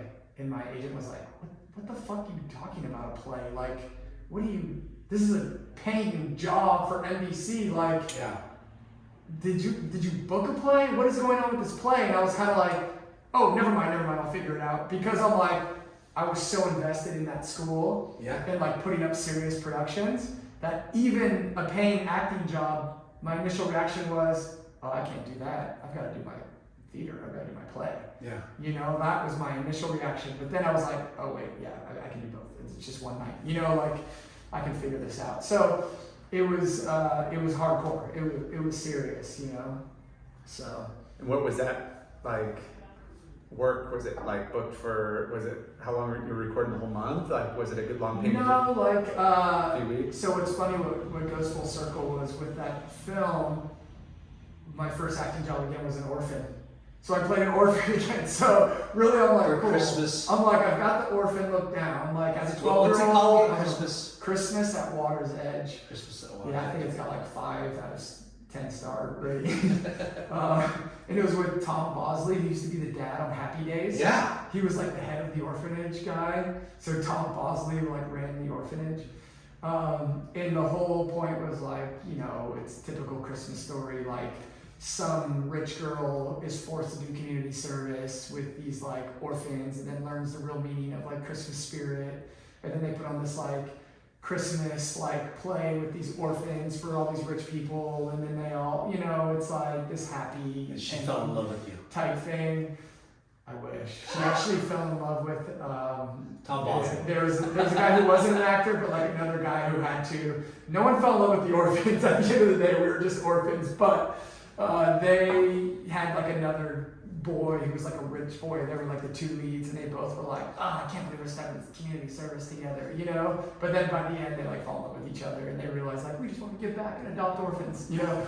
So was the like movie production that you got on that set, was it Shout with John Travolta, and then this like NBC kind of like a TV series for Christmas, was it like comparable, like as far as you know, like what you experienced on the set and everything, you know? Because you always think about like you always hear this Yeah. big budget movie, or not so big budget, but it's like movie versus like a Right. TV movie. Made for TV. They were different for sure. And I remember being on that movie Shout, that was a big deal. Like that was shot at Universal. Big actors, that's what I mean. They built full neighborhoods Yeah. for that film. They built sets, and it was hundreds of people on that production.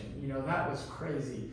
Whereas this was definitely more your TV for movie set. It was like, you and Mike and the other orphan, you guys just like share this little space. This is your little holding space, and it was it was a gig, and It kicked off the. I didn't second. care. Yeah, what's funny is like being on set, the whole theory of being on set is like hurry up and wait, right?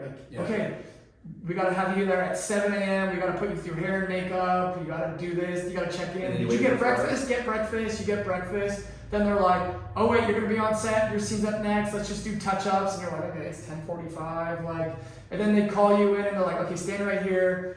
Just walk by and say sure. And you walk by and you're like, sure. And they're like, all right, cut. Okay, go back to your holding place.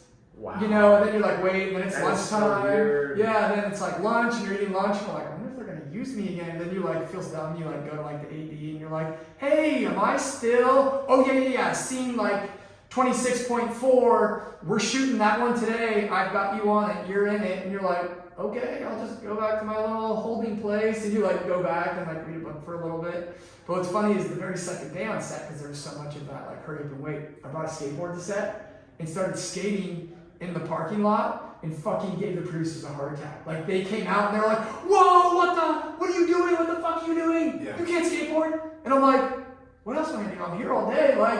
There's a red curb right here. I'm just grinding and hanging on this curb. Yeah, they're like, no, you can't get hurt on set. Oh my God, put that skateboard away. I'm like, all right. And threw the skateboard back in my truck, And they encourage you to go get a Game Boy or something or whatever was popular at that time. You know what I mean? Go watch a movie, dude. You're like, oh, okay, sorry about that. I'm like, I'm not gonna get hurt, and if I do, I'm sure I'm not gonna tell you guys about it. If I roll my ankle, Yeah. But I was like, all right, and so that was, and then I remember too, because I was doing that play. Then it was like, well, I guess I could study my lines for the play, and then what ended up happening was I would shoot that all day, wrap, and then drive straight to the theater, and then do Dracula at nighttime, and then do my theater production at night. So they'd wrap me out at 5:30. I'd drive immediately to Theater Institute. Yeah, and then you do your 8 p.m. showing of Dracula, and I was Harker, which was one of the leads. So and then I'd do that theater production until I want to stop your blood. Yeah. So it was full on. That was it. That was my obsession, How many years did you do that? So I did that safely, I would say, from about 22 until 28-ish. And that's when I got together with my wife, which to me is just the tip of the iceberg. It's not a lot of time at all. That's 6-7 years maybe. Yeah. And then once my wife, who was my girlfriend at the time, got pregnant, it kind of we just had to figure out our life. She had already had a successful clothing brand. She's a designer. So she had a really successful clothing brand. So it was cool, this is where our income's coming from. Her Stay home brand. Yeah, and it was kind of cool, are you just going to watch the kid? What are you going to do? And I was like, no, I have this career. I'm going on castings and, I'm going to do theater and do all this stuff. And it was really? You're going to have a newborn baby? What the fuck do you think? A casting doesn't put money on our table. You can't bring your daughter to a casting. What are you going to do? And then it became very, very tricky. What's your wife's, what was your wife's clothing? It's called Nightcap Clothing. Nightcap, okay. Yeah. And what was it like? Like a high-end women's line. She did cocktail dresses and everything from There's got to be wives, husbands that they can ask their wives hey, have you heard of Nightcap Clothing? And maybe 1 out of 4 of you, the wife will be like, oh my God, I fucking love Nightcap. She did private label for Free People, and she was doing a lot of different stuff. Nice. And to where she was you know, and over 200 doors in the U.S., selling to like Saks, Neiman Marcus, all these big people, you know. So her business was on the up and up, and that was kind of what put like the wrench in what I was doing, where I was like, whoa, okay, now I need to do another reevaluation of my life. Like, what's more important here? And obviously, family being more important. I was kind of like, I can take a break, you know, I can take a step back. So you did the Christmas show. Mm-hmm. What did you do after that? So Because you got married 6 years later. Okay. Entourage. So I did Entourage. So I did the Christmas movie. I did Entourage. I did a lot of little like indie films, and I did like, and then you do stuff all over the place. Like you do a music video. I had done a few like national commercials. So you're kind of like chipping away at building a career. So in my mind, because I did do a commercial a long time ago. Okay. Oh shit! Yeah. Here it comes. Wouldn't you just like parlay commercial after commercial? Not necessarily. No. Like it doesn't. It's. I mean, the commercial It's world. still luck, timing, great. It's but luck, timing, but also it's a different world than like the theatrical world. It's even different agents. Like you don't have just one agent that's like, oh, there's a Snickers commercial. Let's send them out for that. Oh, there's Entourage. Send them out. Like it's completely different worlds, different agents, and. That's why it's good to have those big agencies, because they have those people that like, hey, we Departments just focus, and this whatnot. department's on music or Yeah. commercials, and this department's on film, and this, you know, like they Yeah. have that umbrella. So I always had two different agents. I had my theatrical agent, I had my commercial agent. Commercial people would send me out for commercials. Theatrical people, you call that television, film, theater. They send you out for that. I mean, you love acting, right? Yeah. And you want to put out amazing content. Right.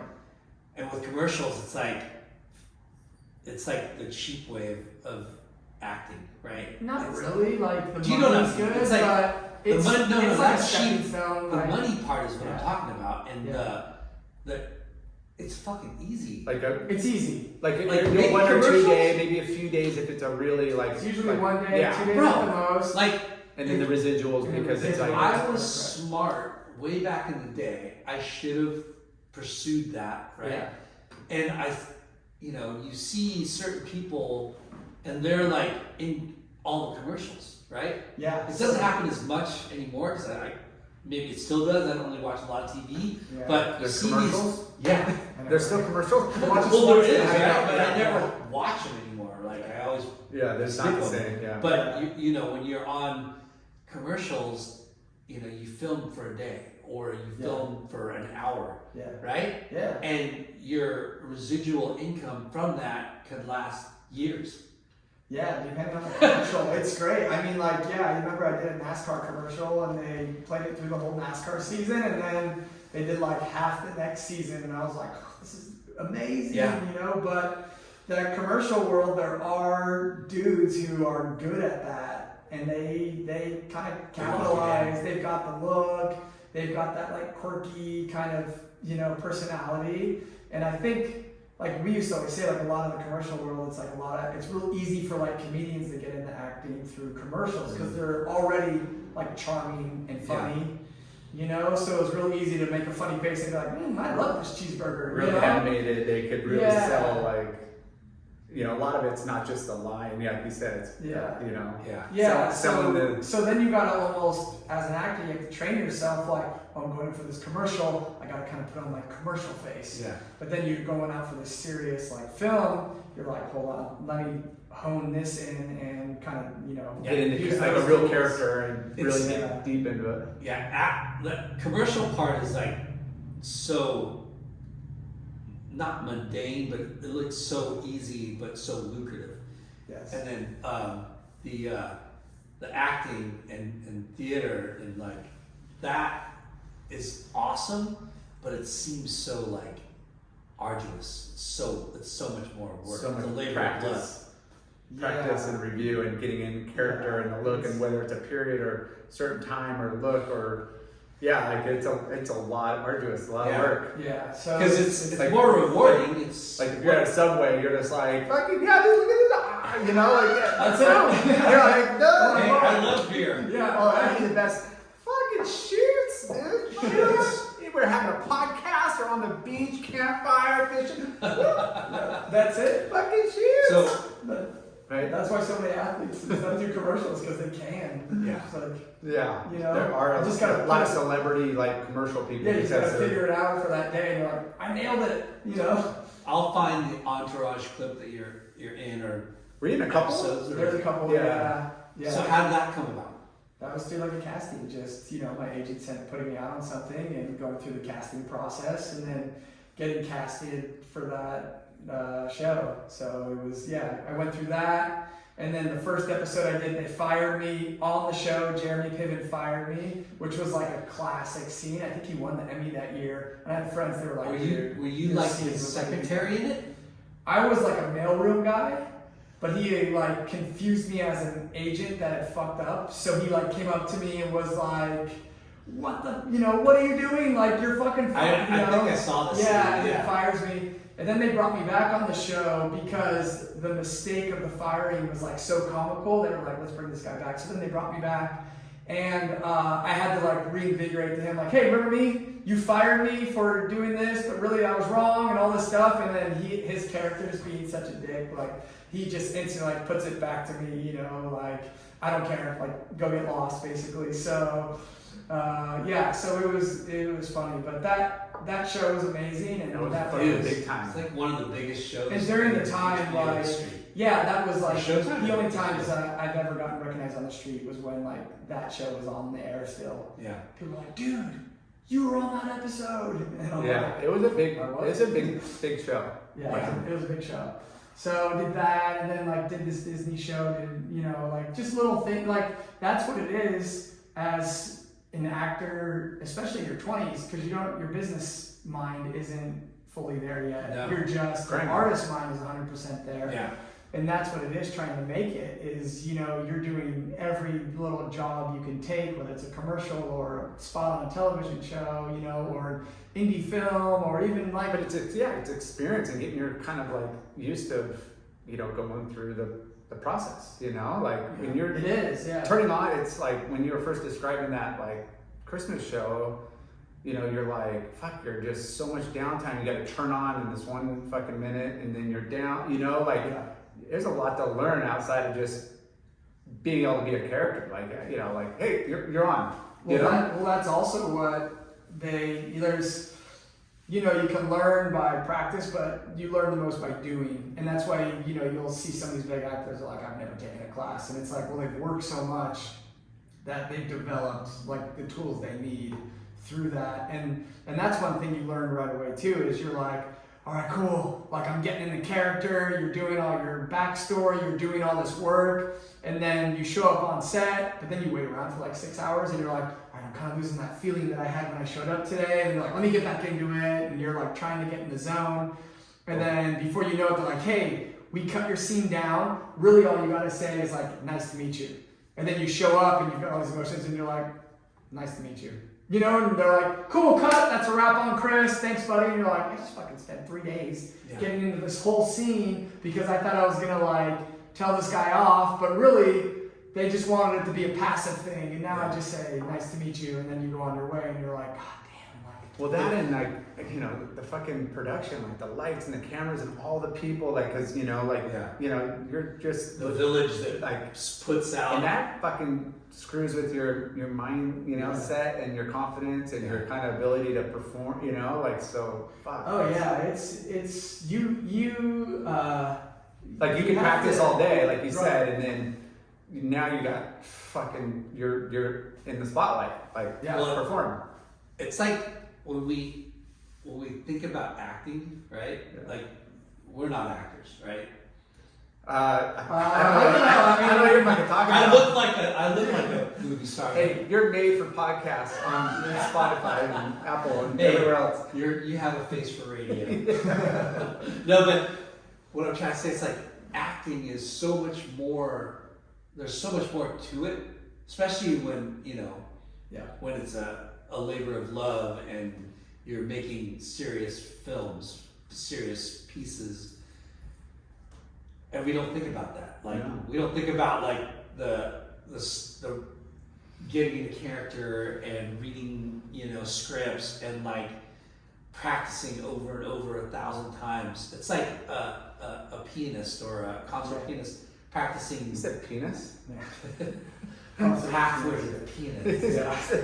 But you know what I mean? Like, there's so much more to acting than meets the eye and what we can comprehend. Well, especially when you're trying to just get anything you can, and it's like, you're fucking playing a thriller, then you're doing fucking Christmas, and you're doing this, and you're fucking all these different once you land that one job, and it's like, okay, this character's written in, and we're in a series, and you're like, okay, now I can just focus on being this one type of character. But when you're just hopping around, like, that's fucking hard. Yeah, it's tough. I mean, that's why you have to be that prepared, in that you have to have like not only that thick skin, but you've got to have all those tools, because you don't know. Can you cry on demand?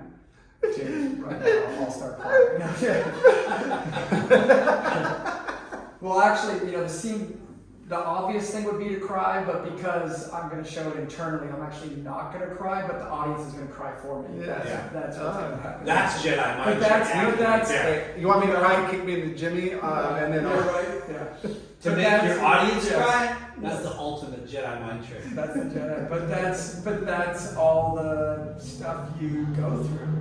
Where there's so many times where you watch a film and say an actor starts crying, or at least for me, I'm just like, oh my god, give me a fucking break. So who was your heroes in acting?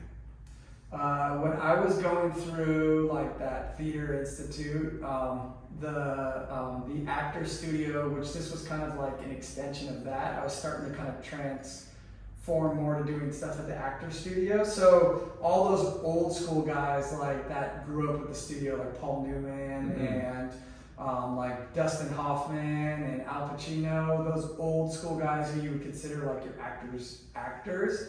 Those were the guys that I always wanted to be like, because you saw their journey. And none of those guys were like kid actors. They all kind of went through that process of like, I'm so passionate about this. Now that I'm an adult and I can make my own decisions, I'm gonna do this and I'm gonna live and die by it.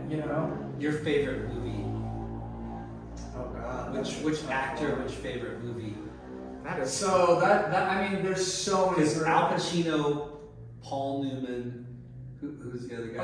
Dustin Hoffman, but those are more actor studio guys. Like, I would say there's two films that are going to come to mind right now that blew me away. One was when I saw Jack Nicholson in One Flew Over the Cuckoo's Nest. That's great. That film, I was like, you're so just in it. You're living the film, and like that was quintessential Jack. Like that was like made him. He could do whatever the fuck he wanted after that. The title of that movie is so perfect. One Flew Over the Cuckoo's Nest. Yeah. Oh, the movie is. What's The Shining? It's like The Shining is sick too. Yeah, that film was almost. I was so scared of that. One Flew Over the Cuckoo's Nest. No, he was so One good. Flew Over the Cuckoo's Nest. You gotta watch that movie. Yeah, and someone a little bit more modern but close. Daniel Day-Lewis and There Will Be Blood was the last time I think I actually went to theater. I was lucky I got to see like an early screening of that where Paul Thomas Anderson did like a Q&A afterwards, but I was in the theater and I was like vocally going like, oh my god, are you fucking kidding me, this film is insane, like in the moment, not like everybody talked about it and then you were watching like, yeah, that feels great. Like I was getting a reaction. Like genuinely like how people used to go to the cinema and cheer. Yeah. That was me. I was like ready to cheer like when I watched that film in the theater. You're like sitting there going, what the fuck? Pretty much, yeah. Like, but the whole audience was like, we just watched a masterpiece. They knew it because it was all industry people. Who There Will Be Blood. Which one was that? It's the old where he plays Daniel Playview, and he like is an old oil like miner, but he starts and then he goes through the whole thing and then adopts the boy. And, that film was insane, and I just remember I think he was in every scene of that film. In the first 5 minutes of that film, there's no dialogue. It's just him like mining for oil. Like you're just watching him like live this like job of mining for oil in like the 1920s or whatever it was. It was insane. So crazy. Yeah. There's like, I mean, yeah. When you ask that question, favorite movie, and I'm like, holy shit, like. Mine just, I don't know. I don't even think I can narrow it down. Yeah. Well, there's genres. I mean, like, also like Tommy Boy is one of the funniest movies that I could watch 100 times in a row and laugh. It never gets old. It never gets old. I'm like, is this my favorite movie? It's my favorite movie. So funny, but you know how much fun they had doing that. That's what I picture is just being on the set. Like these guys get paid. They just had the fucking best. Oh man, best time ever. Yeah. When you stumble on YouTube, you know, you watch something and then it starts feeding you all kinds of like-minded videos and you watch like bloopers and you watch the bloopers and like you said, how much fun they're having. Dude, yeah. You can see it. You can just see like how couldn't you have fun? Yeah, They're not working. It fully comes across. You know, what's that? God, it's what's his name? Will Ferrell. Oh. In Eastbound and Down. Yeah, he's one of the co-producers. Yeah. Eastbound and Down. Yeah, he plays the dude that's rich. He's got bleach white hair. Okay. And he's like owns a bunch of car dealerships and the way he talks. Yeah. He's like, I can feel it in my plums. He's just like, how? And the you know they just write themselves in. I'm gonna be this super character. Like they're super close to each other, and everyone's just breaking character, just like. Oh yeah, watch Eastbound and Down bloopers. Oh my god, that's hilarious. I think they have the best bloopers. Like there's too many. It's too many. That's fucking a good show. Yeah. So acting, how much more? Like. I mean, I feel like we're gonna be here till midnight. Yeah, I know. Well, we could do a follow up. We're gonna dive into like. Oh, you want the wine? Yeah, I feel like maybe we could. It's only been 6 hours now we've been podcasting, so I think it's ready. It's only been 2 hours and 13 minutes. Yeah. Okay, 2 hours and 13 minutes. Gives me another 2 Why hours. don't you check under there for glass? Glasses or cups. I know Amber's got these guys, even a paper cup or that metal one back there. You could just empty that shit out. Oh, we got one wine glass. There we go. Yeah, wine glass. There you go. Told you. There you go. That's all. Okay. We could share. I don't care. Oh, there's still like the wine residue in the glass. That's oh shit, Told you, bro. I told you they're winos. You knew. Doc, we're gonna borrow your champagne glasses. Yeah, that's fine. Oh, there you go. Perfect. Yeah. We'll just wash them. Those Yeah, are. it's all good. I'll take the steam one. Yeah. So Let's switch gears. family business. It's called Four Brothers Wine Co. Obviously, we know the name because of four of you. Right, 4 of us. Started really small and. What year? 99? Did I read or No, 2012. Oh, was 2012. our first year, but I had started before that. I was living in Topanga Canyon and I had a little home vineyard there. So I planted my own vineyard off basically a recommendation for a friend who was like, dude, you should like plant a vineyard here. That'll look killer, you know? And I'm like, yeah. So planted my own vineyard, farmed my own vineyard, and was getting ready to like make wine in my garage and learn how to do that. And have you ever done anything like that before? No. Not before that. Before that was like Just zero acting. wine knowledge. Yeah, zero wine knowledge at all. But I liked the idea of planting my own vineyard, and then it became something that I slowly got into, and it sent me up north to like the San Ynez Valley, and that's where I started to meet other winemakers, and I was able to like get supplies for my vineyard and visit wineries and do different things. And then I had a winemaker friend who offered me a really small amount of Syrah from this vineyard, Thompson Vineyard. That's when I called my brothers and was like, hey, I've got this idea. What if, we talked about doing something together because there was the 4 of us and figuring out a way to like market that with t-shirts or something stupid. But I was like, what if we did this like high quality wine? We just called it 4 Brothers. And worst case scenario, we make our own wine, we drink our own wine, and we give it away to friends and family, but at least we have our name on something. Yeah. And they were like, yeah, that sounds rad, let's do it, So I'm like, okay, I'll take care of everything. And that's what I did was I went up there and went step through the winemaking process. Like went through harvest, went through the winemaking process, and then flash forward, we have our first bottle that's there and ready. And it was funny, we had a few friends that own restaurants, so we were like, try this, like you guys know what's up, like tell us what you think. And they were like, no, it's good. And we're like, come on, like, and they're like, no, seriously, like we're gonna buy it. And we're like, oh shit, we're gonna sell wine. Like, what was the first batch? Like how many? Like, we did, like bottles, or do you say? I think or 100 cases. like 100 cases. 100 cases. Yeah. So we were thinking up between the four of us, we could easily drink all that like in a year, no problem. So worst case scenario, we'll just drink it all, you know. So we had like 100 cases, and we brought it to our restaurant friends, and they shout out to the old place. They were like the first restaurant, the old place in Cornell Winery, right in like Mulholland Canyon, right there. Morgan Runyon, who's a dear family friend, who's like employed half my brothers, me and half my brothers, you know. The old place. Yeah, the old place. They were like, let's do it, let's throw it on the menu. And so we like in one day instantly had 2 accounts that were right next door to each other, and we started selling. Old wine place in there. what was the other place? Cornell Winery. Okay. So those 2 places were our like bread and butter. What's funny was those places have like, there's a lot of respect around those places. They're like, you know, you can go there any weekend and have a celebrity spotting because it's like, it's rustic.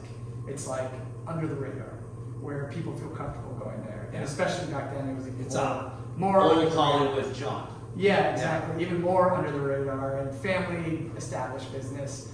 So selling our wine there was like a really good look. So And can I ask you? yeah. Okay, so you did some research. You formed this company. What'd you say? 100 100 cases. 100 cases. Yeah. in cases of 12. Yes. 12 Okay. hours. Yeah. And initially, you're like, okay, yeah, it costs this much. Was it all red? Was it all Yeah, Shiraz? Was it just all- one Syrah. That was it. One wine, one varietal, red wine. Can you explain the differences in? I'd like to know. Okay. Shiraz, what does that mean? So Syrah is a grape varietal that originates from the Rhone Valley. I mean, I think it originates back to like Persian times, but like it's known for coming from the Rhone Valley, which is the Rhone Valley of France. And the Rhone Valley produces Syrahs, Grenaches, Mouvettes, you know. But Syrah is the dominant red varietal from that region. The same way Pinot Noir is the dominant varietal from Burgundy, or There's a guy named Peter Noir. or did I say Peter? Or Cabernet Sauvignon is like the main varietal from Bordeaux. You have Syrah from the Rhone Valley. So that's what we decided to do because that's what was dominant in the Santa Barbara County. That just seemed to be what was doing well. So we started with a high quality wine and just slowly grew it from there, and slowly got distributors, started selling more restaurants.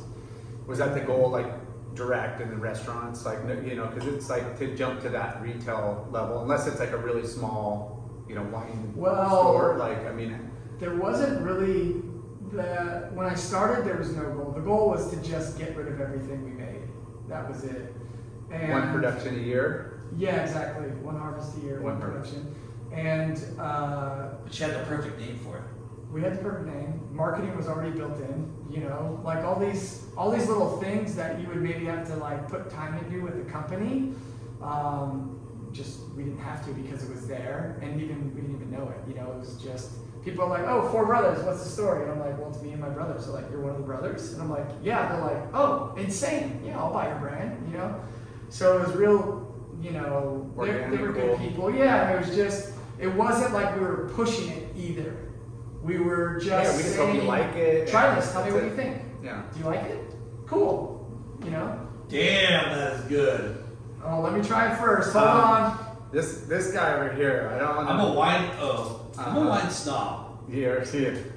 He just likes wine. I like wine. It's pretty much there. It's a lot softer than the last time I tried it. There's definitely a lot of earth still in this, which is nice. Like I fucking more love like it. earthy Pinot, but tannins have softened up a lot. Like I could definitely. So this is a Pinot. I haven't released it. Pinot Noir from La Encantada Vineyard.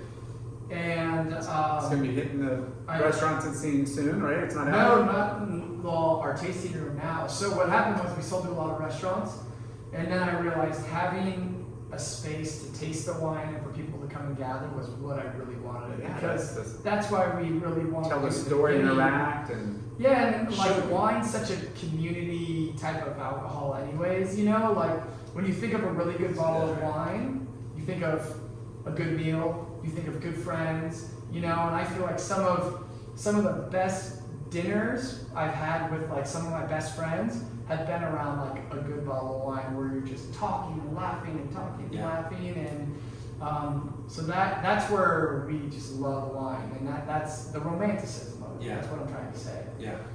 So having a space for people to come to, it's an extension of that. And so I've cut out a lot of restaurants. I still sell to the Old Place in Cornell Winery because they're the originals, but so direct like memberships, people come and do that, and like our wine club, wine club. our tasting room, and then maybe 5 house accounts, and that's it. Everyone's pushed through that. And our wine club's growing every day. It's So did you say you're working with distributors? no, none, no distributors. So it's just all you and your company selling directly to a handful of accounts, restaurants. No No more only restaurants. 5 restaurants. It's all direct to consumer now. Wow. It's all online through the tasting room or through our wine club. So you essentially have to almost like know about it to get it, or you have to interact with us in person, which is what I want, you know. Yeah. Well, there's so much, competition out there, Yes. to work that restaurant distribution, or you have reps, or you have an agent, you sell it to somebody else. It's a grind, it's gnarly, but like ultimately, like the best experience is when you get to go to the tasting room. Like we go up to Napa, or we go up to, we'll try to go, me and my wife, and we just love to hear the people's stories, and get something that you can't find at the stores. It's like, I don't want to, like, not that those are bad brands or they're not cool, because there's some really cool big brands and tours and story and history, but it's like, let's go find some stuff that, we don't know about. Let's go find something new and support somebody small, and it's just a little bit more intimate and stuff, and it's a fun, it's a fun day, fun experience. It's all about, it's what's crazy is consumers, people, they want to find something on their own, right? Like the discovery of a good bottle of wine. And that discovery is like the story behind that brand, right? And Yeah, I mean, word it's of mouth. everything. Like, you have a cocktail party or a dinner party, and like, oh, what's this? Oh yeah, we went to this cool winery, and then that's the network. The story behind everything, be it clothing, be it whatever, music, whatever, widgets. Right. The story is what sells the brand, right? Without a doubt. But you have to have good product to back up. First. Yeah. You gotta have You have to have good product first. first and a great story Yes. too. Right. But the great story is what sells the good product, right? Yes. Yeah. Like you have to have the story first to get. I mean, you have to have great product, but the story has to be to get people. Yeah. Look, it's hand in hand. It is hand in hand. With 4 brothers, like you said, when you had that appointment with somebody, oh, it's 4 Brothers Wine. I'm one of the brothers, and the guy's like, oh shit, we'll buy it. Yeah. Because of that little detail of you Yes. being a brother in this 4 Brothers Wine. That's cool, right? Yeah. And Yeah. for us in this podcast, that's really cool. But what's really cool is you're a fucking surfer. Yeah. Right. At the end of the day. First love. And that goes back to like, you're telling your story, and it's like, hey, I didn't grow up in this wine world, and it's not generational, and I didn't do this. And that's kind of more appreciative too. Like, hey, this guy's finding his passion. It doesn't matter where you come from, necessarily, as long as you're a good person, you're putting out a good product, but you're a little bit more interesting than I think some of or your family story, and it's got a little bit more depth than just, hey, we just decided to make a wine brand, like, hey, I was living in Malibu, or had I was doing my own harvesting, like all those little details So Like, meaning that you went through the process and didn't just have, oh, I got some backers, we have a bunch of money, we're just buying, you know, like, which happens a lot, I you mean, know? that's the majority. Like, of it's a big business. Like, people Yeah. go in there with intentions of, I'm just doing this to make money, and you're doing it for passion and Right. And family. going back to the beginning of the show, before we started recording, you told us how you got the nickname Duke. Yeah. Tell us how you got the nickname Okay, Duke. that's a great story. It's a great story. So in middle school, we had to choose our special persons report. You report on a special person. which is mostly presidents or some So, celebrity or you know, people chose Abraham Lincoln or, you know, George Washington or who was a special person. And for me, I chose Duke Kahanamoku, The father. the godfather of surfing. Yeah. But also there was more to him. Like I was excited to share this he's the story. ambassador of Aloha. He was an Olympian too. I think Yeah. he's a gold medalist actually. Yeah. Gold medal. And Yeah. swimmer, yeah. So like not only that, he was an Olympian. He wasn't just the father of Aloha and one of the first, or not one of the first surfers, but one of the first people to, you know, show the world surfing. Yeah. So for me, being obsessed with surfing, this was my special person, my guy, especially with my mom coming from Hawaii, that whole heritage. Yeah. So I did go to present my report, and I go, hi, my name's Chris Blasman, and my special report today is on Duke Kahanamoku. And the whole class laughs. Because they're like, who the fuck is Duke? I've heard the name Duke, but Kahanamoku? Yeah, What the so fuck first is of all, that? they're all laughing at me because they never heard the guy. Second of all, it doesn't even sound like a real word. Like, they're like, what is this guy saying? Yeah. So through the whole report, I just get teased and laughed at that this was the funniest thing they ever heard. So The to tease Hawaiian John Wayne. the Yeah. Hawaiian John. The original. Yeah. Well, what's funny now because I would love to do a part 2 with all the cowboy stuff. I do Yeah. now, but That, the cowboy. I was going to lead into that. But all my cowboy friends think it's because of John Wayne, and I'm like, no, it's not. Yeah. It's the surfer. I'm a So fucking surfer. So they, in middle Awesome school, surfer. to tease me, the kids would call me Duke. What's up, Duke? And like throw me a shotgun. Like, hey, loose, bro. What's up, Duke? At a school that's not like from the surf community. Yeah. so No they just surfers. think There they was no just think they're surfers. like, what? Yes, no surfers. So it was hilarious to them. What? Kahana? Yeah. So it was an easy, you know, kids look for any Uh-huh. excuse to tease you. So that was it. I was teased and called Duke. And to me, I was like embarrassed. Anyone would call me Duke in middle school, I'd be like, this is so embarrassing. But then when you go from middle school, which is, you know, smaller school, you go to high school, which is all these schools funnel into a big school. People would be like, oh, who's that kid? And so from my school, it'd be like, that's Duke. And then Which those is kind of a kids- fucking Badass badass name. Like, Yeah. now that I'm an adult, I love it. But as a kid, I was like, oh God. So there were people who genuinely, it took them years to be like, wait, your name is not Duke? And I'm like, no, my real name's Chris. They just call me Duke to tease me. And they're like, everyone calls you Duke. I just thought your name was Duke, you know? And I'm like, no. So I still have friends from high school and whatnot that call me Duke. And they're just like, hey, what's up, Duke? So it's been a nickname since, you know, Yeah. middle school, which is it's so rad. great. Our show is all about. My son's name is Duke, and it's not a nickname because you know we named him.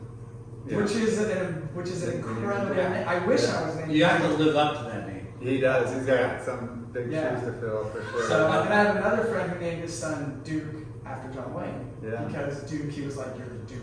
Like Yeah. the meaning of this big strong cowboy, but Yeah. for surfers, it's yeah. So let's segue into the cowboy persona.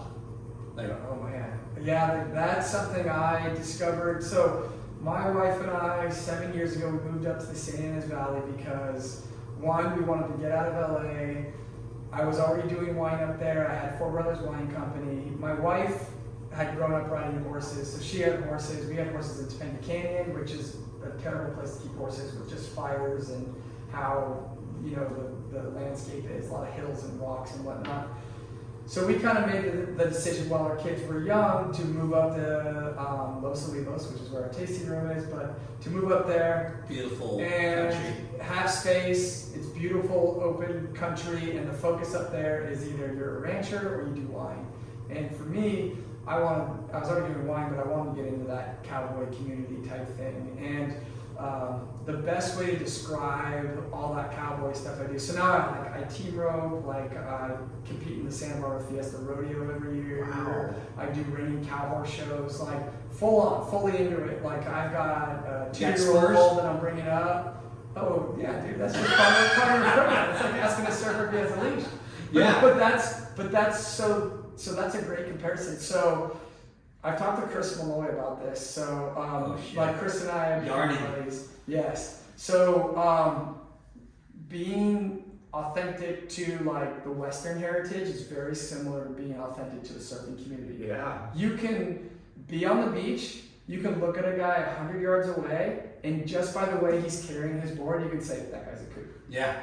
I don't need to see him surf. I don't need to see him surf. Conversation. Yeah. We just had this conversation, I think, right? I think With, so. Did you? With Luke Stevenman. Yeah. Yeah, but the cowboy world Same thing. is Like, very much the same. You know that You guy's can like, he look doesn't at a matter. cowboy from right away. Yeah, you're like, that's not a cowboy. Yeah. They're like, what are you talking about? It's my boyfriend. He's a hardcore cowboy. You're like, he's not. He's a kook. Yeah. And with surfing, it's the same It's so thing. good. Yeah. And it takes one to know one. Yeah. And that's where, like Chris and I have talked about, because obviously he grew up surfing. Well, Chris kind of grew up doing both, but he kind of hid, I think, the ranching side of his life when, surfing took over and then moving to Hawaii and all that. But we've talked about it later in life, is you want to be accepted like the same way you want to be accepted by local Hawaiians. You want to be accepted in that cowboy community. You got to pay your dues, but you have to learn, and it takes time to almost how to be invisible in a weird way. Like you're almost like You're not showboating. You're just kind of like you're under the radar. You go through those phases to where people look at you from 100 yards away and they're like, oh, that's a cowboy, that's a surfer. You're accepted. And it's the same thing, but that takes time. You got to put time in it. And it took years for me too to finally be like, oh, that hat I was wearing. Like I look back at it now, it's so like comical. Like I was such a kook. I must have stood out, And those cowboys, I had a few guys that were good at protecting me and being like, don't wear that hat. But same way if you take a friend surfing, you're like, dude, don't do that with your board. You know what I mean? Like, hey, don't wear your flip flops down to the water. Don't put your leash on. Just Don't put your leash on the front foot. Yeah, don't put your leash on the front foot. Like, hey, dude, you've got your wetsuit and your sunglasses on. Like, what are you doing? Like weird things like that where you're just kind of like Little nuances. Yeah, like you can protect the Yeah. person, and that's kind of, I'm lucky enough now that I feel like I've been protected, and I've Don't kinda- show up with your brand new spanking boots. Make sure they're worn in. Yeah. Like all that little stuff, like your high water skinny jeans with your cowboy boots with your shiny pointy toes. Yeah, look a little and grungy. stuff. Look- Yeah, look you So- gotta look authentic. So your office, or not office, your tasting room, when did you open that up? So I opened that 2000. Wait, let me think here. I think at the end of 2019. So COVID was still going on, and I opened and then was shut down 2 months later, and then I think I was shut down for 2 months. Then we got to reopen with like limited, outside seating only type Yeah. thing. So open. Such a beautiful spot. But I I'm got so to lucky. check it. Yeah, and met up with Duke there.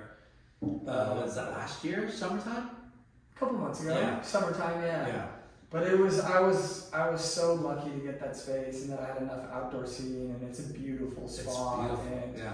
we're just doing so much like cool stuff through that tasting room now, where it just gives me an avenue to not only like showcase my family, my brothers, our love for surfing and wine and the cowboy heritage and all that. It's all rolled into one package Yeah. now, which is what I always wanted. Yeah.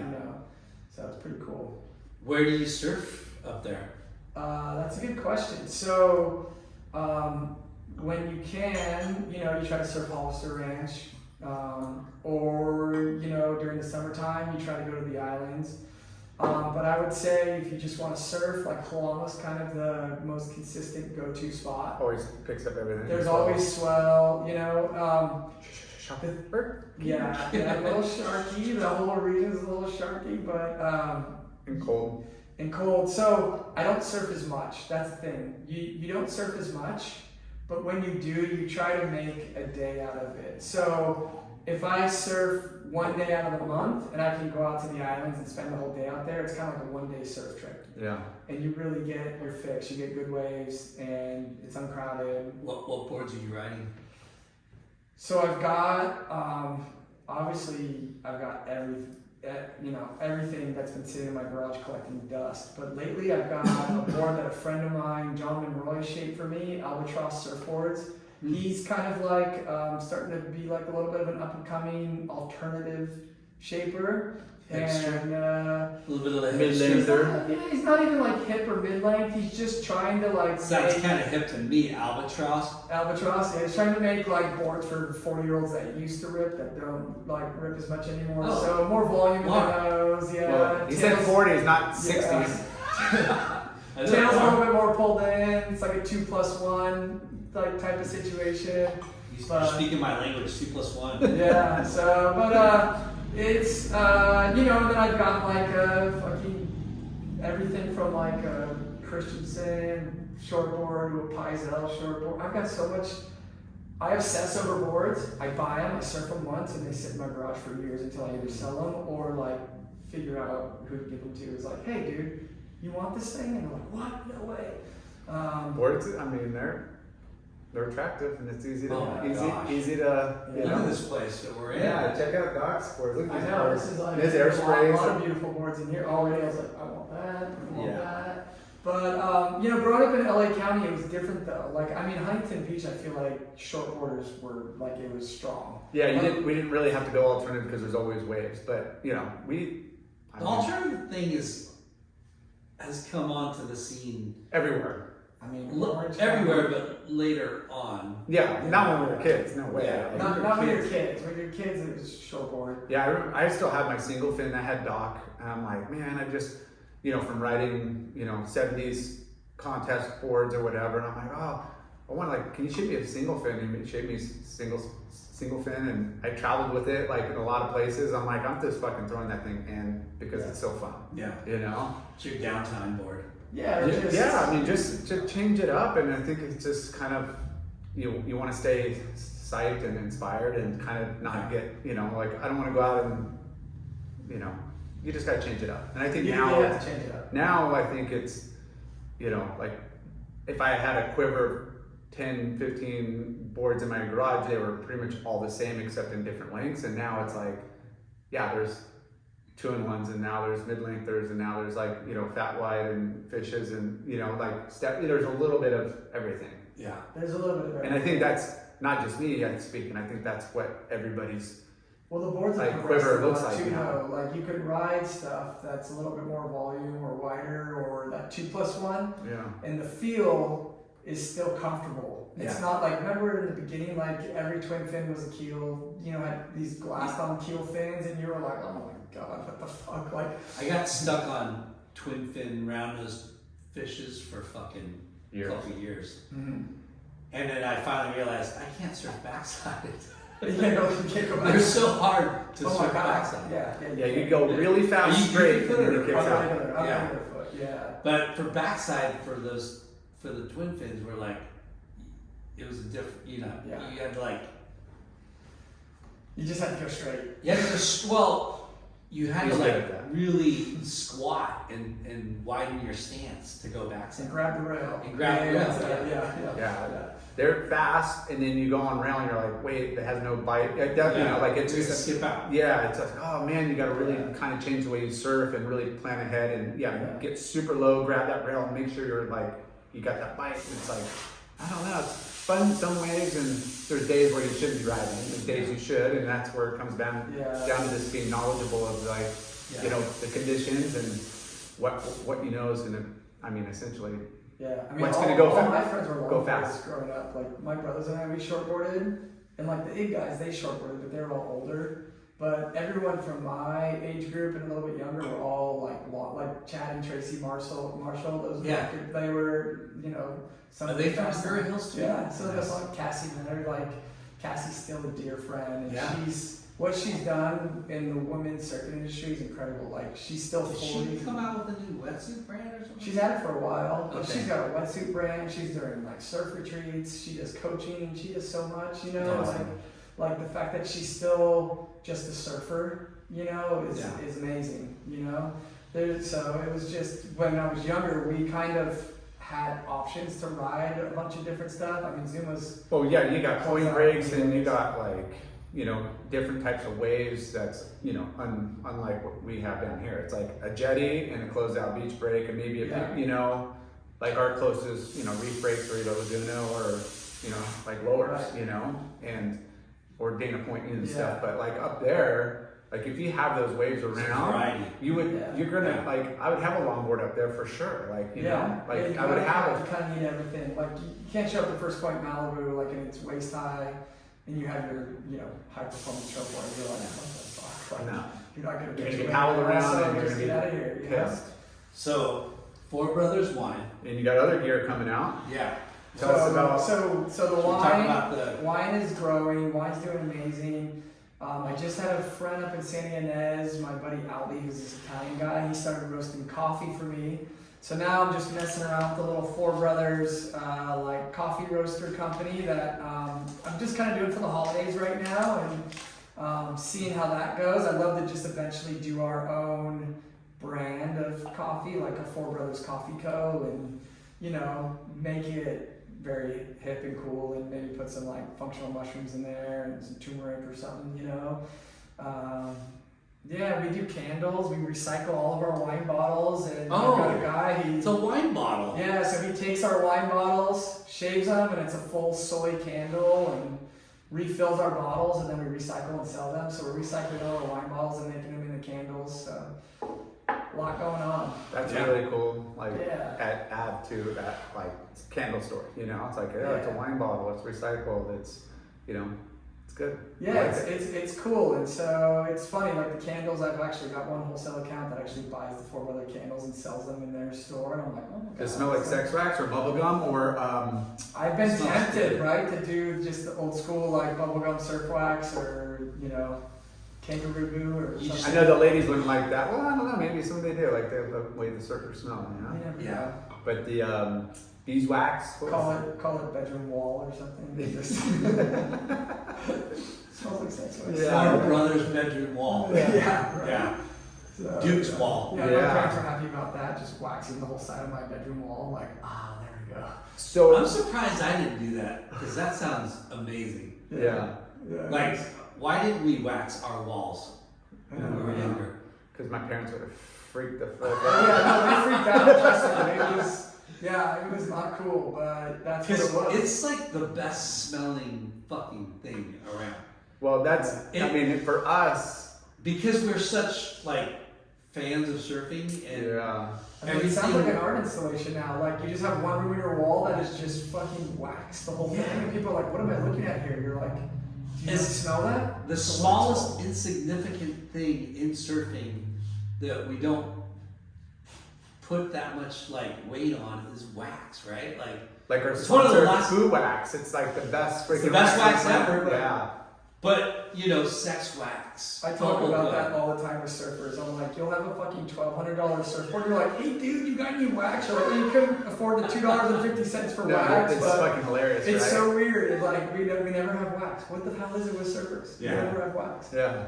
And We do now because we're sponsored. Because you guys are sponsored. sponsored. No, but it's by Foo Wax. it is so important, but it gets so overlooked. Like as far as like. Yeah, when you whip out the food, people because I have it on me, it's our sponsor, and my grom surfs a lot, and kids are like, you got any wax? And as soon as they see the bar, they're like, is that food? And I'm Yeah. they're like, okay, I'll only use a little bit. Like it's so rare and expensive, like they're like, okay, can I just use a little bit? Is it that? I've never used it. I mean, I know about it. If there was like something else, they would have been just like whatever, and then toss it. Like they wax it and they put it back. Okay, here. Like I'm like, wow, it's really high respected. I mean, It's there's insane. there's great It is, wax. right? There's Yeah. great wax out there. The Foo Wax is different. It's the There's best. like something different about Foo Wax. Yeah. But We grew up with shitty wetsuits and shitty wax for the most part. dude, the sex wax. Sex wax was good, but they didn't The have smell of it. They didn't like- have purple back then. No, they didn't. No. You had to go orange or green depending on where you lived and Plus, how like your- the wax back then, got so hard so fast that even it's That's what she like- said. Hey, we gotta cut So that hard, out. so fast. Yeah, sex wax. So hard, so fast. Hey, I gotta wrap up. I got Christmas dinner. Bro! I know. We've been going for how long? 2:45. Yeah.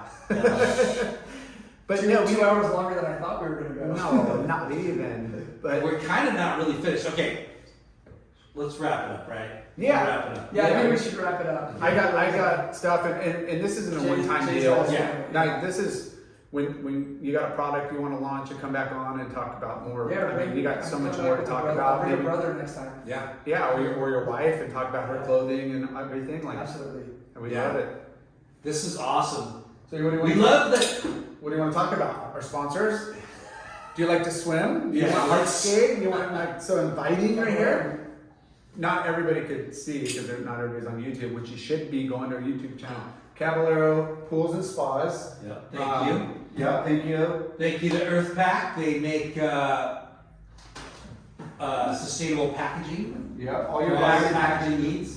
Dude, check that out. Hobie, Spider, Nice. just a couple of examples. So most of the surf shop gift bags. Who else you guys We got? want to thank Shade. you. Hey. Shade, Strider. Strider. I love Strider. Strider's the man. Yeah, dude. Strider's the man. Oh, what a generous dude. You don't have any bonsai bowls up there, but you know, next time Oh, I have some though. you're down here, I'm sure you come down Yeah. to SoCal. Yeah, we got you for. Huge Acai Bowl fan. Yeah, One so- thing, hey, shout out anyone who wants to open a business in the San Ynez Valley. Dude, we're missing Acai Bowls. No one's done it yet. So Wow. Dude. That's insane. Well, no one's got to capitalize. We're gonna have to let Mr. Bard. Bonsai Bard know about that. Oh, rad. We're also sponsored by Loose Towels. Yep.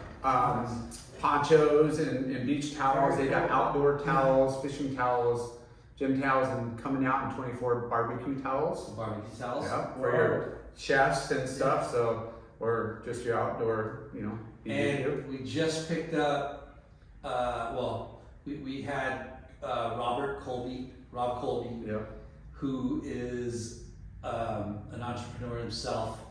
Lived in Santa Barbara for a little bit. He's still a beach guy, Okay. but he went to UCSB and started his own. What's He had it in? companies before, but he's got a direct-to-consumer company called Colby Plus. It's Oh, a cool.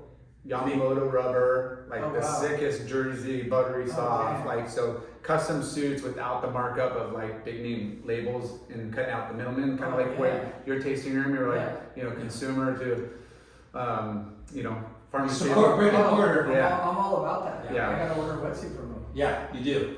And you can get a Killer deal suits. through, I new winter suit, so. yeah, And through they the do- late night. They with do chocolate. like killer travel bags Oh, cool. too. So like when you're Dry. going out to the islands and you want a wet dry bag that's Mhm. all sealed and stuff, Yeah. that you know for Yeah. like boating Have and you traveling. tried cold plunges yet? Oh, yeah. Yeah. He's got Oh, is he a like. cold plunge company. Yeah. Santa Barbara Ice Plunge? Ice baths. Ice Bath. Santa Okay. Barbara Ice Bath. Yeah. Wow. So he makes amazing, yeah. Yeah, So his is proper. nice. And then this Neon Wave, their shop on the East Coast, snowboard. Okay. It's a boutique, Cool. surf, skate, Yeah. snow. Every time you buy $50 and over, you can get a late night with chalky hat with every $50 purchase. Rad. Enter late night with, or just late night, right? Yeah, late night. Keep it simple. They don't need the chalky on there. Yeah. Just keep it late night. Yeah, One I that think matters. matters. You guys are racking up the sponsors. Yeah. You got more sponsors. We got a than- diversified Hey, portfolio. we might have a wine We might have a sponsor. wine I don't know. sponsor. Oh, we have a wine sponsor, Yeah. right? Absolutely. Yeah, you We're look this inked. up. You got your box. Yeah. We're inked. We're Yeah. inked on that. Hey, Yeah. yeah. Thank you so much for bringing us a case of wine, dude. That's unbelievable. Yeah. Like, Yeah. that's- you didn't have to. That's really much appreciated. No, we got the holidays And coming opening up. up your newest do. release. Take it home with you. Take it Yeah. to the family. Pinot Noir 2022, just going to be hitting their tasting room Yeah, like that's now. my newest wine. So It's delish. And Shoots beer, Shoes. you know. nice. We love beer. Ashland Hard Seltzers. We like alcohol, as you can see. Yeah, you guys are going, man. Yeah, we got a lot. We're, Clearweather brand. yeah, look at these shoes, Clearweather.